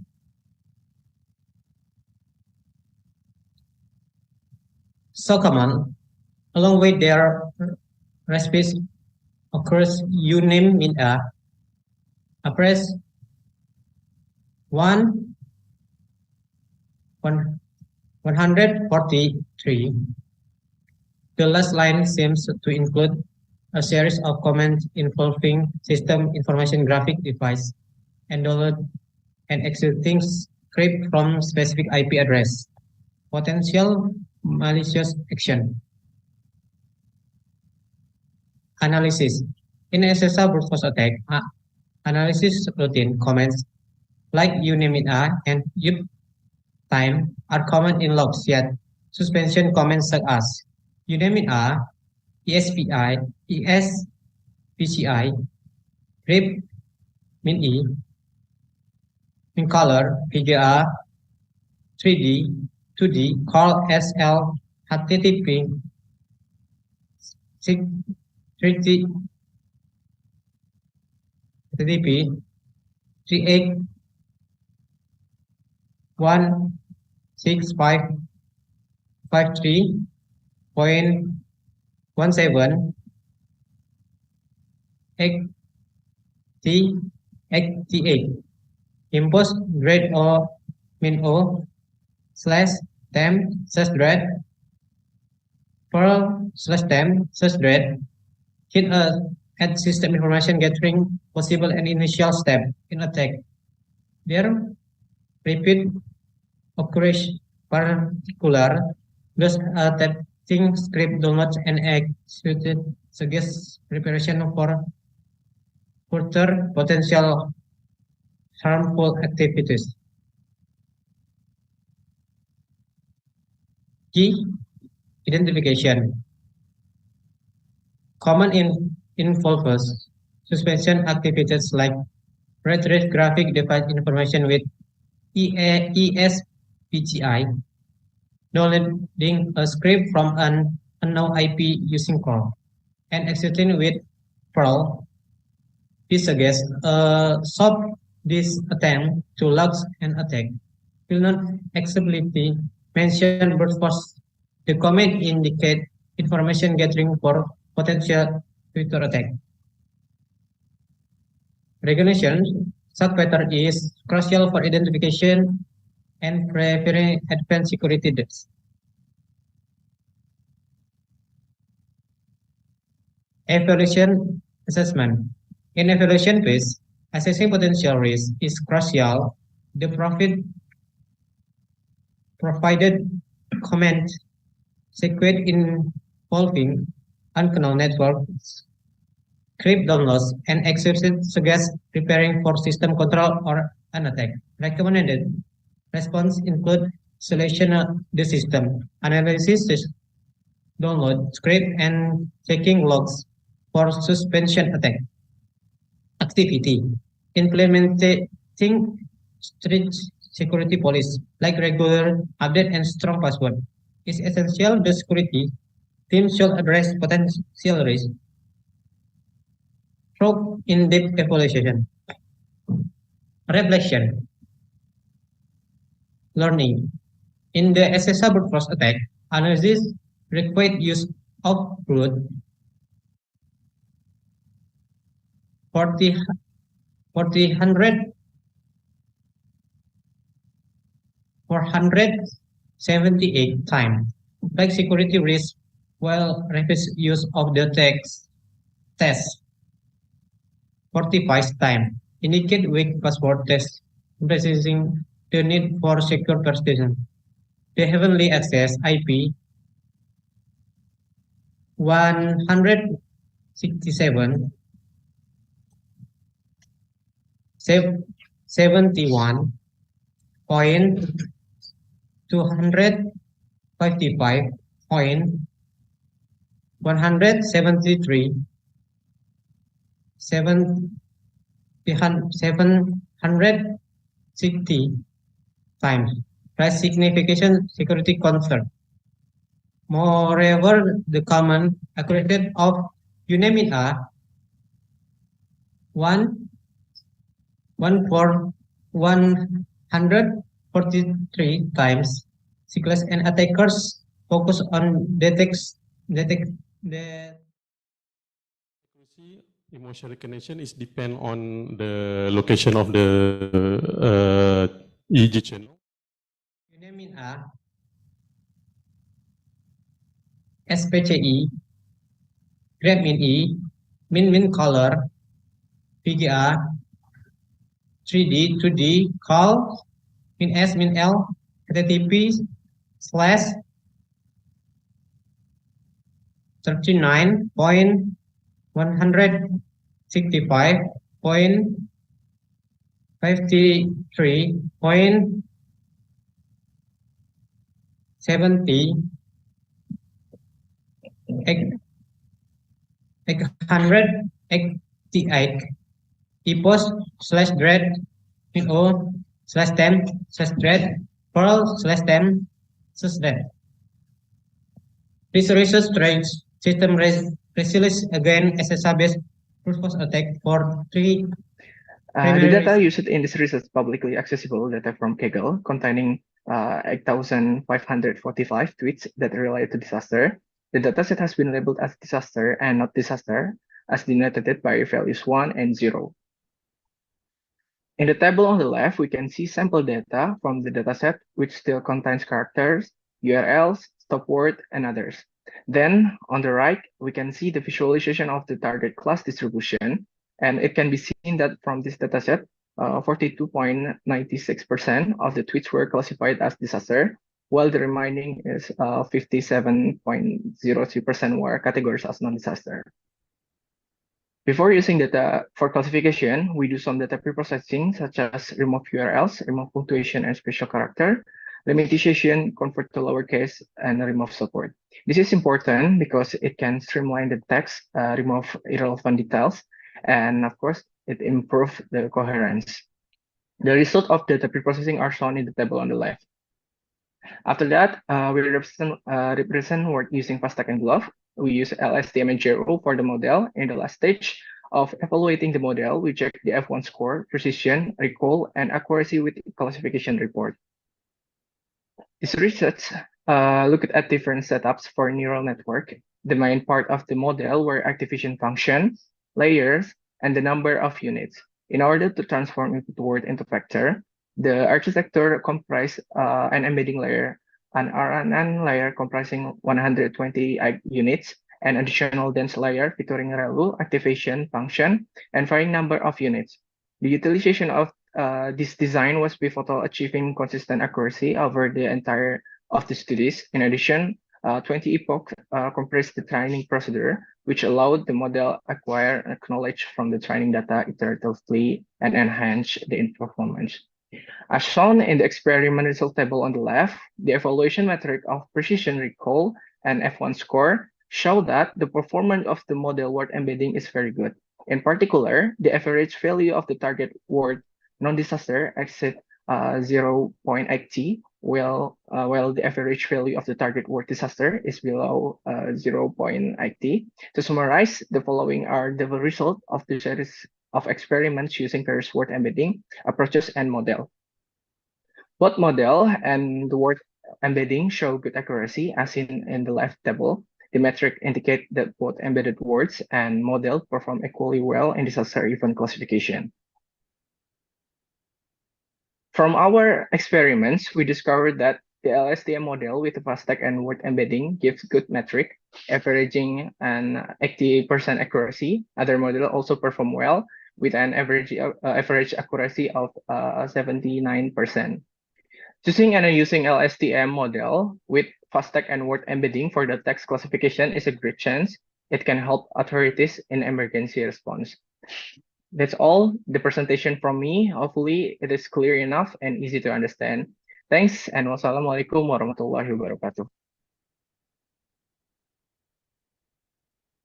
Vibration sensor, which sensor we make it, and we get the error. Maximum error is 3.6%, and I think this sensor is worked. Actually, in the machine tools, we work in the three condition in the low RPM, medium, and high RPM. For information, even we have same machine, same merit or condition, it will be different condition in vibration. Actually, like that. Okay. In this case, we work in the medium RPM for the general machining process. Okay. Okay, the result. The preparation low with stable spindle speed at from the 40 until 100 and increase until 140 RPM. The result is the result tests were carried to determine the success rate of the machine preparation monitoring tool. Okay.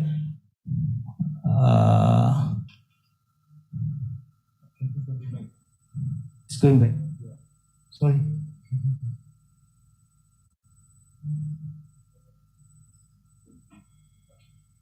Okay, thank you for your listening. Thank you for your attention.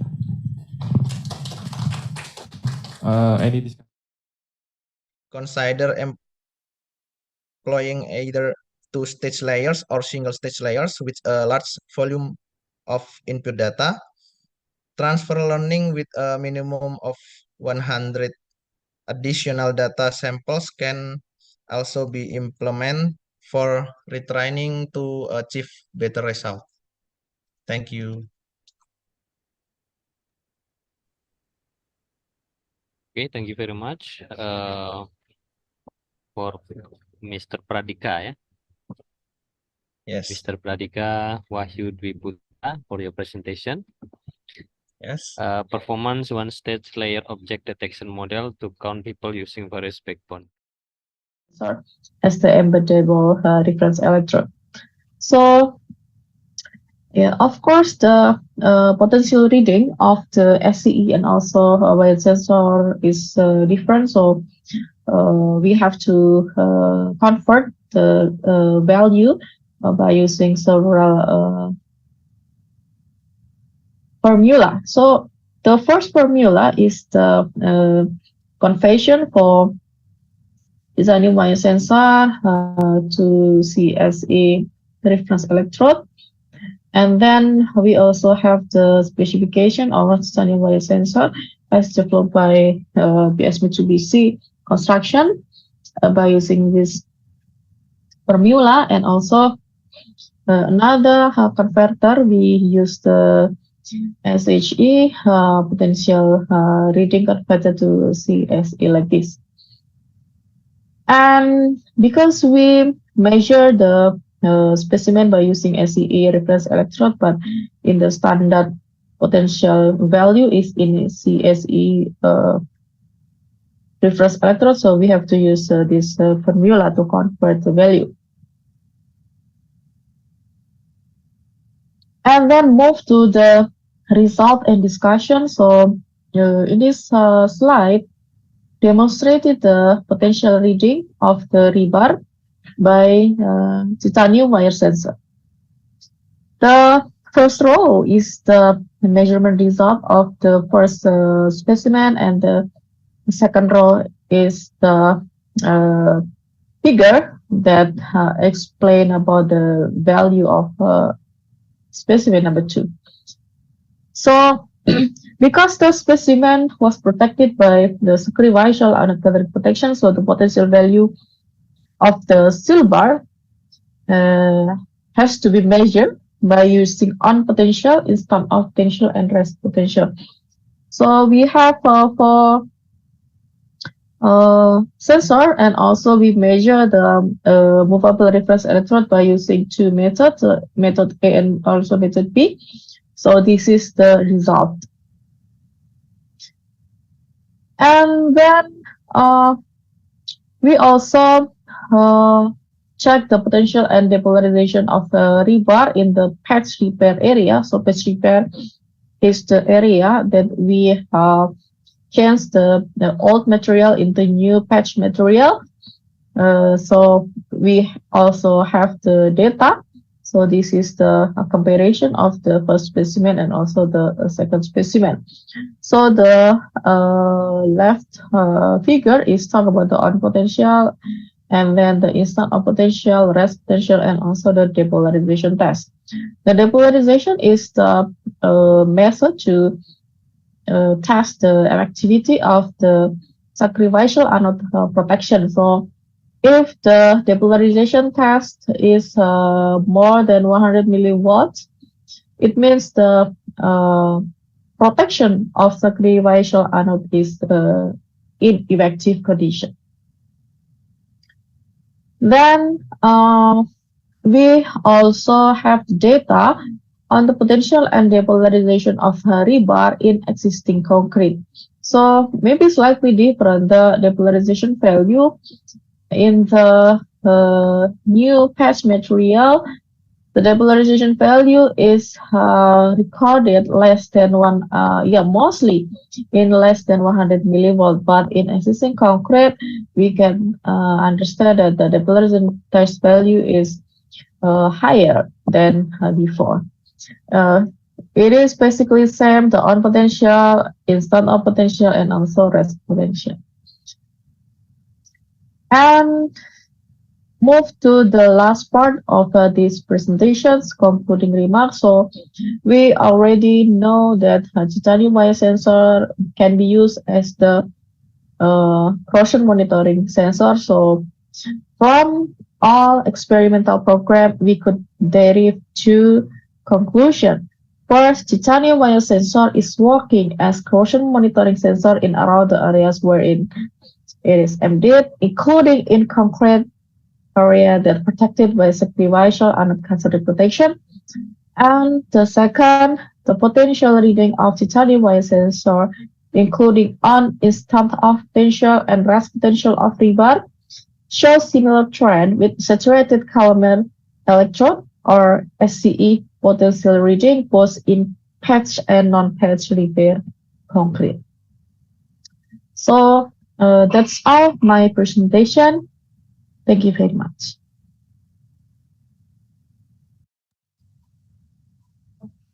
Thank you, Mrs. Pintar. Topic and highlight that I will present today. The first one is introduction, and then we go to literature review.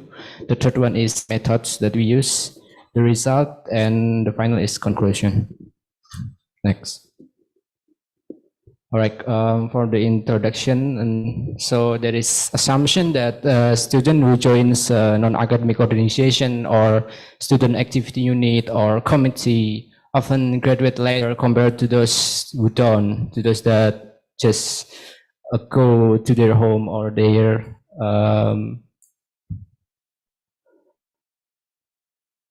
like that. And also many students spend time doing activities in the organization to obtain the knowledge that they get from the organization that they cannot obtain or gain from academic purpose. Also, they can also build a relationship with other people. And also the reason is the third reason is several studies related to the prediction of graduation rates using the NF-bias algorithm is already provided. So we use this case study. Next. Okay, from literature review, according to Kaviani in 2017, the NF-bias algorithm is one of the most effective and efficient inductive learning algorithms for machine learning and data mining. Bayesian classification is a statistical classification that can predict the probability value of a class. And explain the NF-Bayes theorem, it should be noted that the classification process requires many clues to determine which category is suitable for the analyzed sample. And then, according to Berard in 2018, NF-Bayes is a probabilistic method proposed by British scientist Thomas Bayes, which is based on previous experience to predict future opportunities. So it's called the Bayes theorem. Next.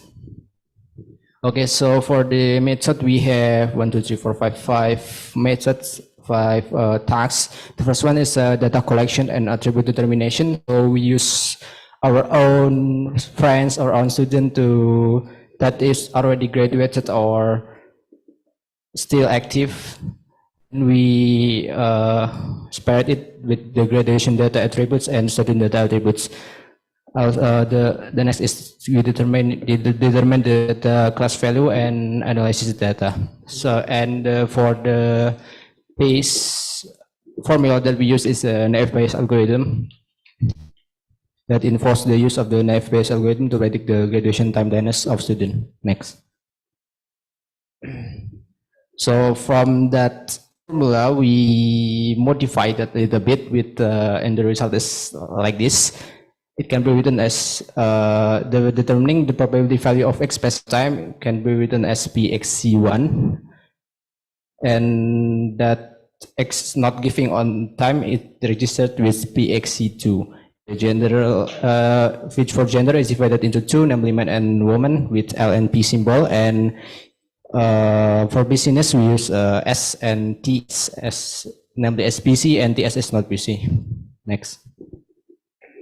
Okay, and then the result is like this. In the first is training data of on-time student graduate, that student that graduates on time. We have 17 data, and for training data of student that late graduate is 7 data, and also in the third table is active student that's in semester 3 and 5.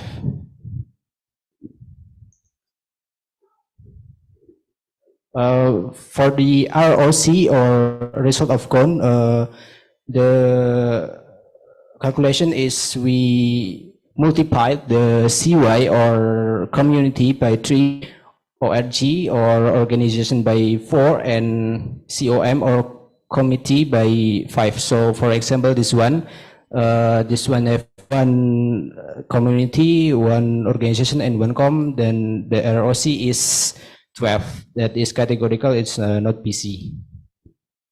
Okay, next. All right, this is the result. The prior probability of the study time variable class that the pass on time is 17 by 24. 24 is the sum of all the data that provided before is 0.7, and the pass rate is 0.2. And then conditional probability according to the class value proposed in data testing is we have P and M and F, BC, not BC, male and female. Kemudian also we calculating value the amount of data which is late, sorry, not late, is the BC one is 0.7, the not BC is 0.2, the male is 0.8, female 0.1. And then we also calculating value PXC2, that the amount of that the result is sorry, divided in the screen. Okay, next. All right, the result is like this. The prediction data on the result on the time graduation of active student in semester 3 and 5 based on the calculation that 10 students will graduate on time. Next. Okay, we go to the conclusion. The two conclusion. The first one is based on the result of calculation using the naive Bayes algorithm. It was found that non-academic activities did not affect the timeliness of student graduation. And the second one is one of training data regarding student data who graduated not on time is still insufficient. So in the subsequent studies, the training data must be more numerous and varied. Thank you very much. Question?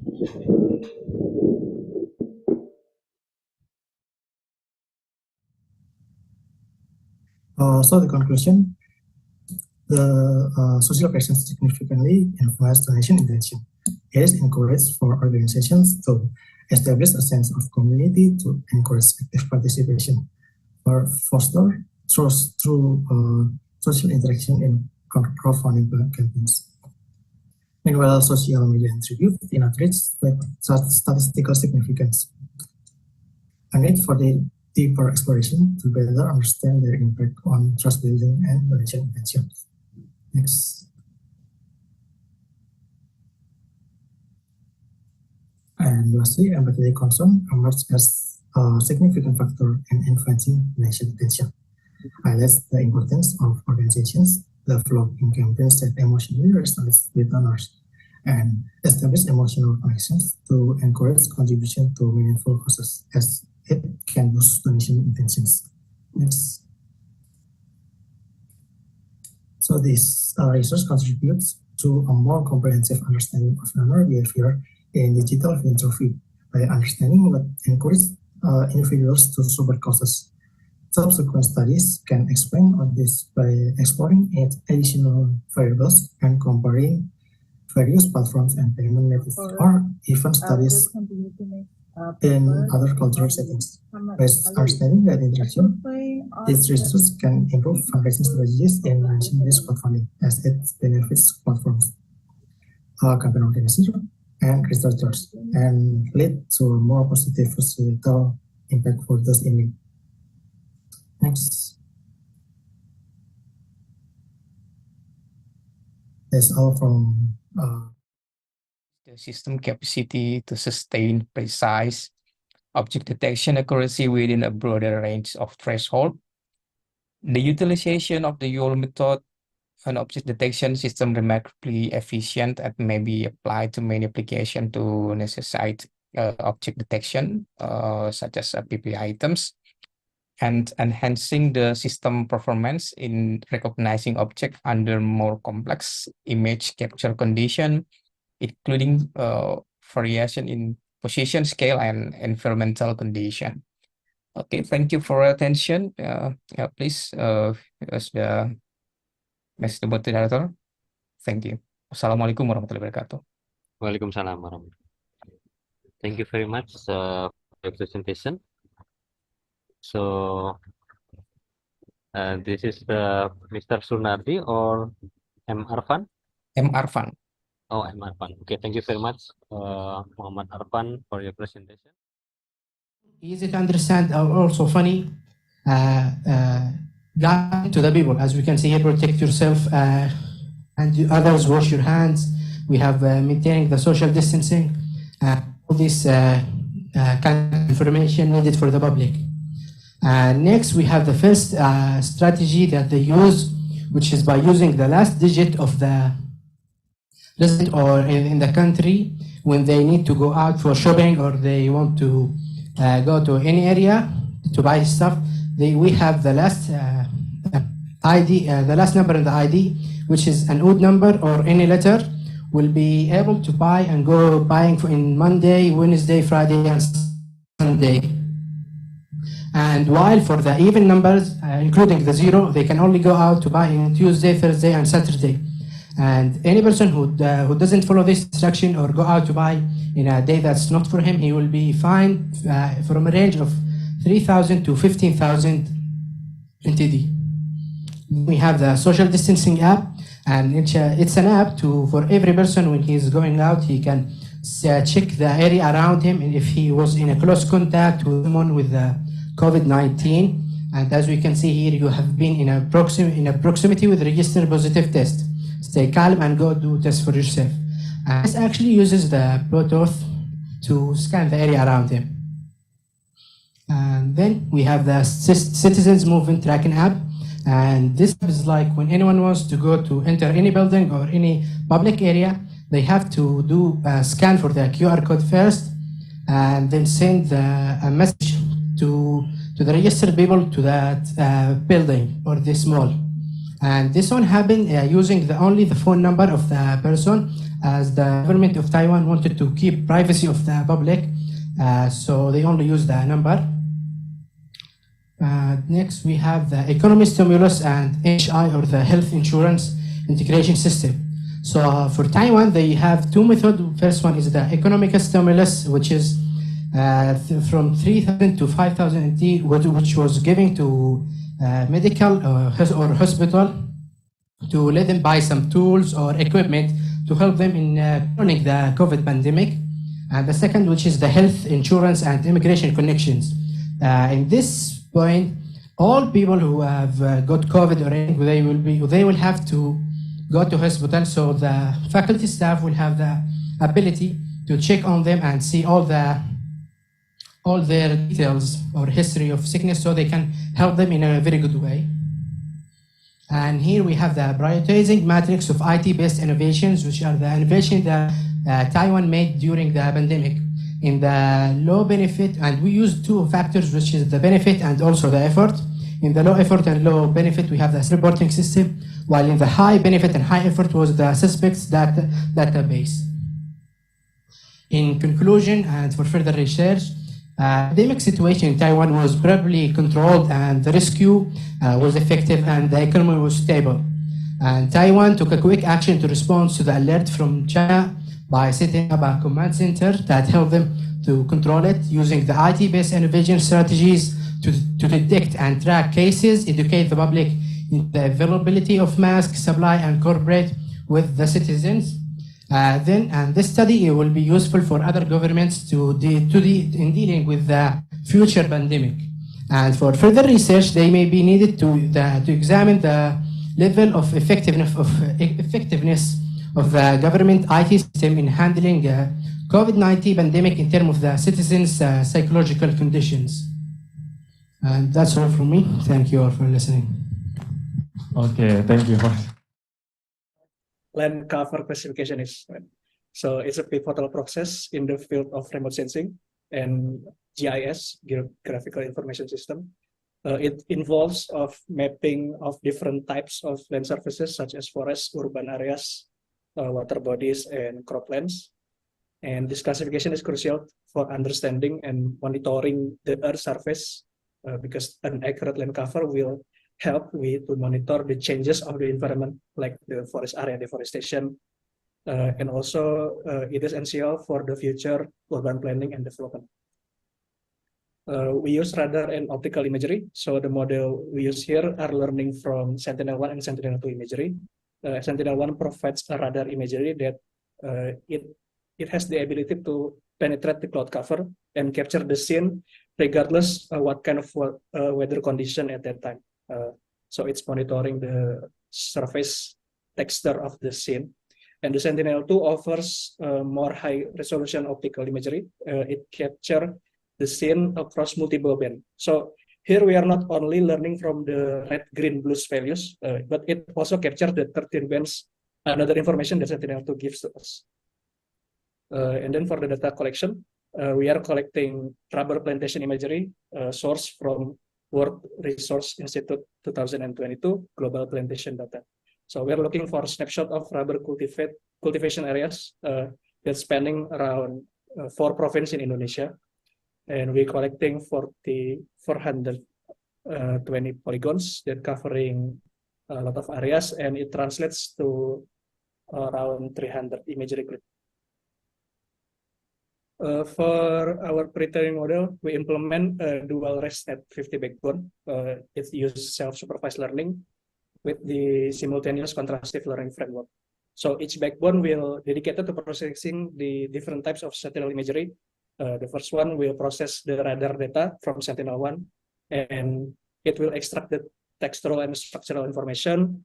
And the other backbone will handle the Sentinel data too, that process our multispectral characteristic. And then we create the self-supervised learning by combining these two features from the 2 independent backbones using contrastive learning. The model training will do in batches. So given a set of number pairs of Sentinel image, the loss function here will teach the model to bring closer the representation that is similar and pushing apart those dissimilar pairs on the same batch. So by using this approach, we will combine to learn this 2 presentation and create a single holistic features that later we will do the fine-tuning on the classification task.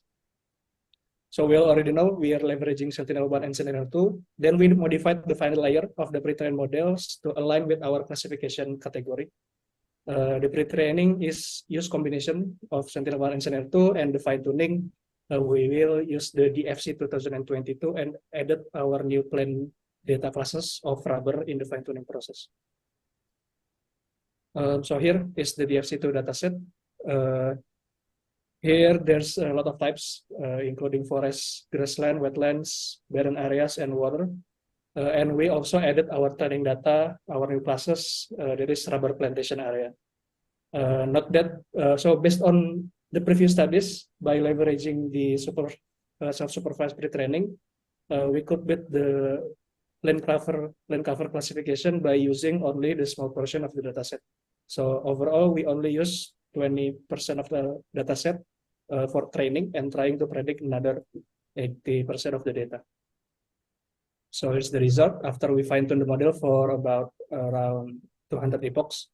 The model performance is varied across the classes, but here some high validation accuracies achieved in classes such as rubber, urban, and forest that demonstrate the model ability to learn effectively from our limited training data.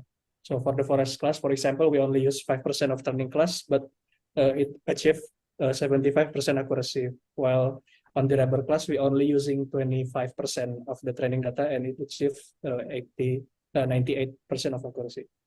So next is our conclusions. Let's jump in.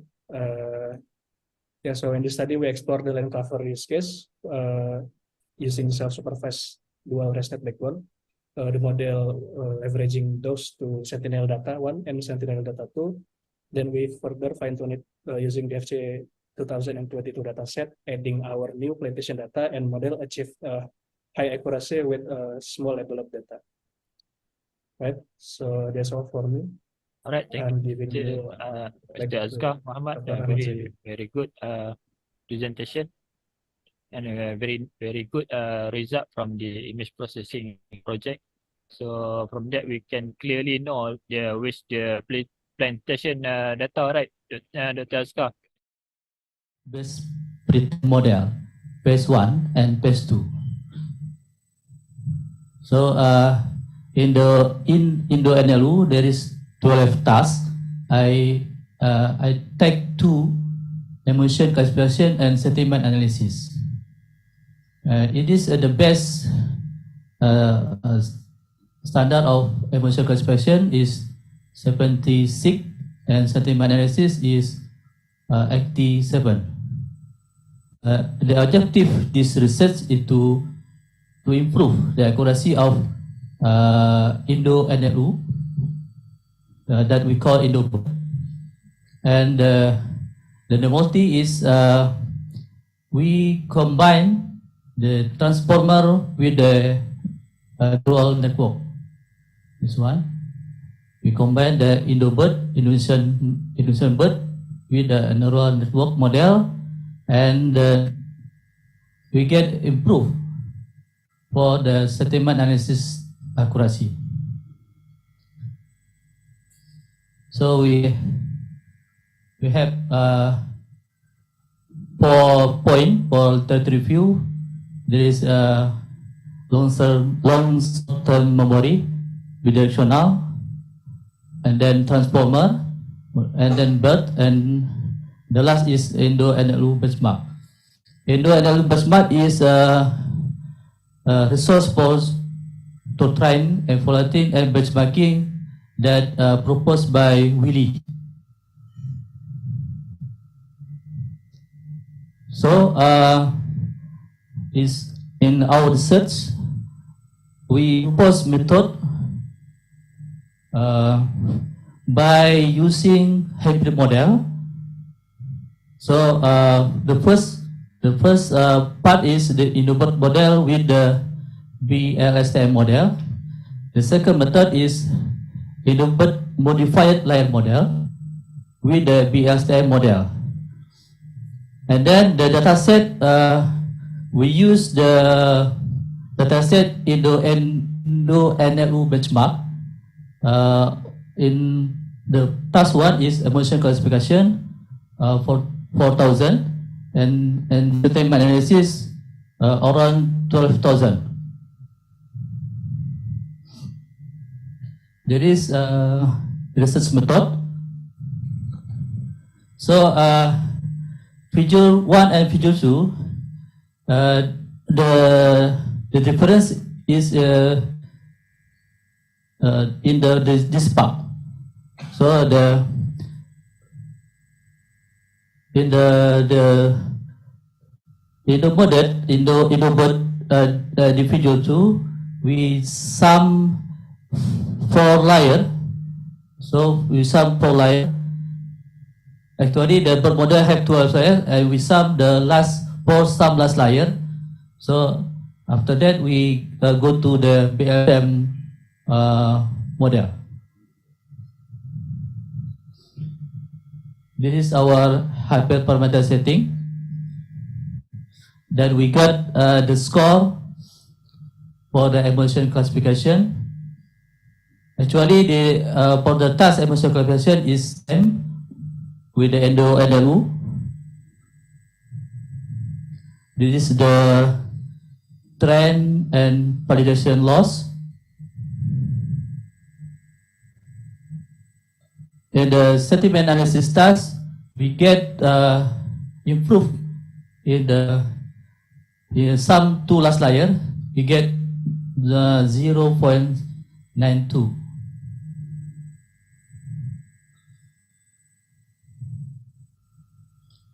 So we get I will conclude the proposed method that combine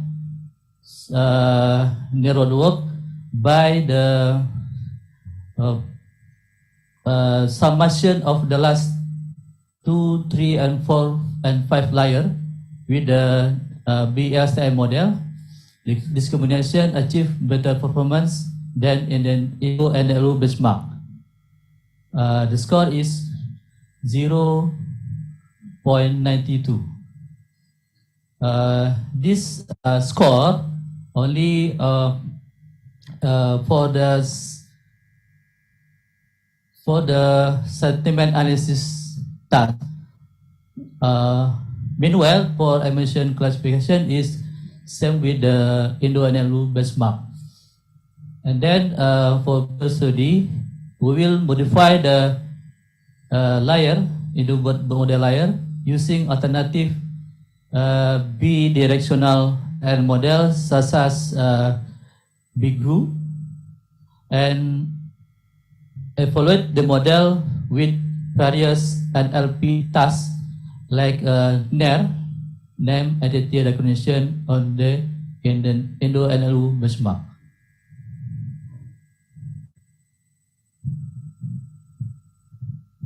Okay, thank you. Yeah. Thank you, Pak Henry.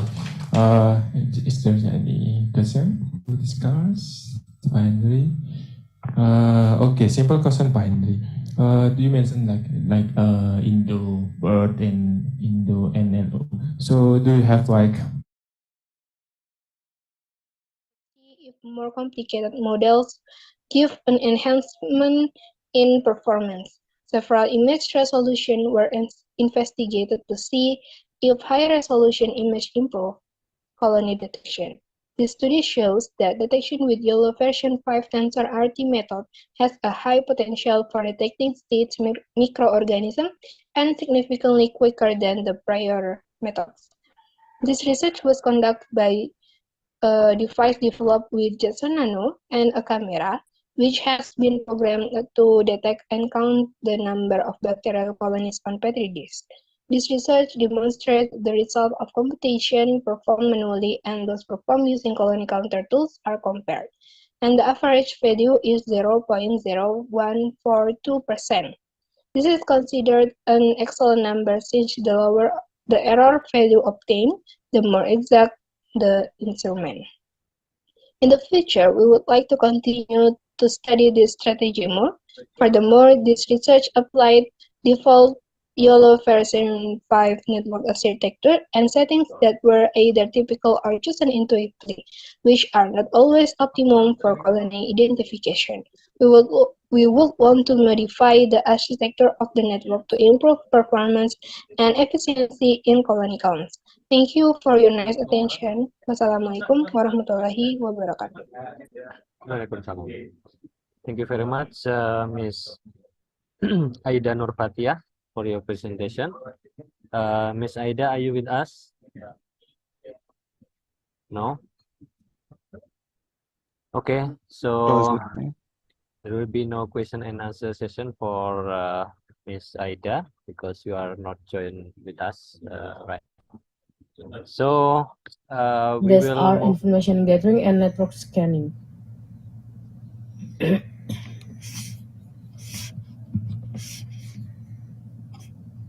Okay, here the proposed method from the result of the research that I did.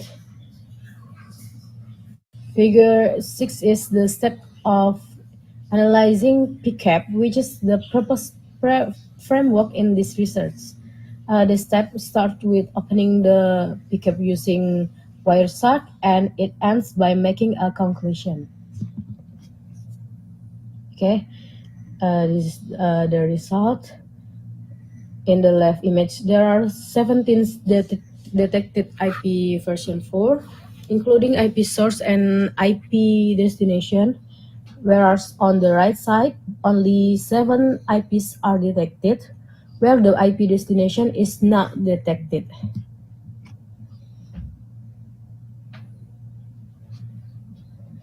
Then we can use at a longer time lah, okay, a longer distance also. Okay, thank you. Any other question? No. Okay, thank you very much. So next one, we would like to invite Anna Nurunzila with the title of Classification of Etawah Goats based on face using GLCM and SVM methods.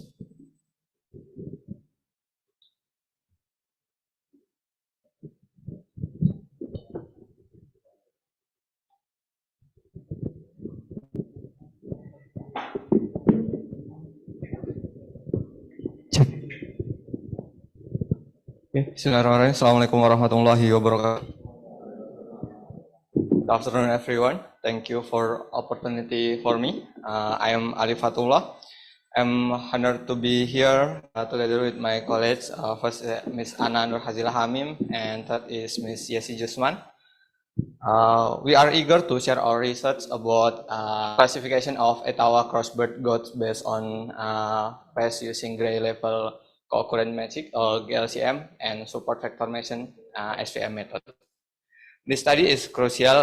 It introduces a novel technology-driven approach to classifying this goat based on their facial features, which is significant for breeders and the agriculture industry. Next.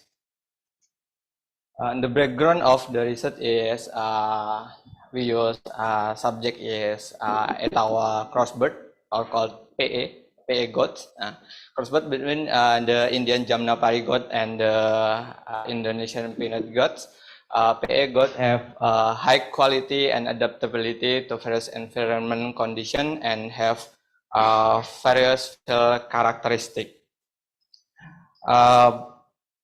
But the traditional classification method are subjective, leading to inconsistency. Our works aim to bring objectivity and precision to this process.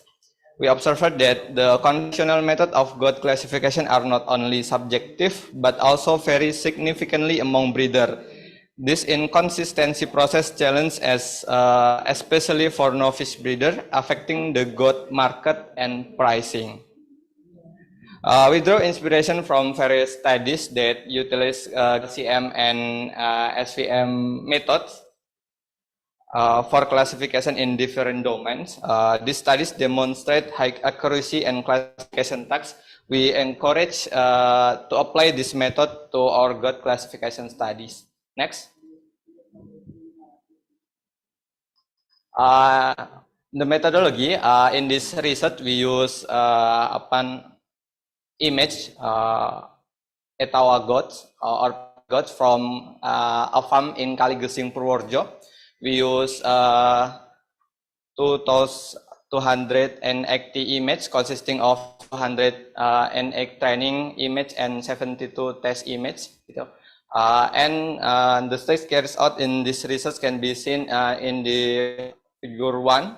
The step 1 is providing image input. The standard of image input 7 standard. 1 image of male PE goat, then 2 RGB color, then 3 image in JPEG. Next image size is 500 pixels. Then image 10 from side both right and left. Then image from a distance of 1.5 meter and 10 o'clock during the day. Next. After image data, we filter extraction stage processing is carried using MATLAB 2021 software. You can see in figure 2. We start from input image, RGB image, then resize to 400 pixel, then continue changing the image to grayscale format. Next step is enter extraction stage. We use GLCM methods. You can see in the process. So in figure 3, From grayscale image, we use GLCM, and the output is for features. Next, for GLCM, GLCM flowchart, output is for feature, contrast, correlation energy, homogeneity metric for either corners. From this process, we have saved 16 feature data stored in Excel file. Next step is classification. We have 3 classes: good quality, poor good, and good with very poor quality. Good quality have 3 facial criteria. Quality good is 2 facial criteria, and very bad as have only 1 criteria. For classification method, we use SVM method. You can see on figure 5 gitu ya. And next, for the result, we will explain to you for the next slide, gitu ya, from image input, pre-processing testing, feature extraction, classification, and overall testing. By using the 2,280 image. Next.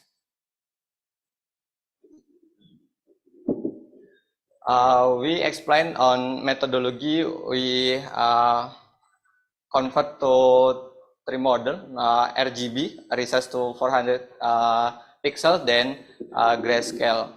And after input image, feature extraction testing determined with GLCM method from table 1.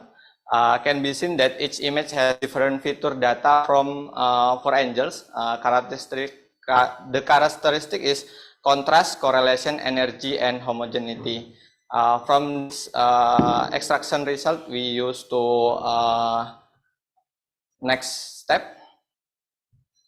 Next step is classification training. We use GLCM method using cubic SVM, fine Gaussian SVM, and quadratic SVM. Based on table 2, table 3, and table 4, it shows that the classification training result with the best accuracy are using cubic SVM method, namely average of 96%. But next, on classification result, we test with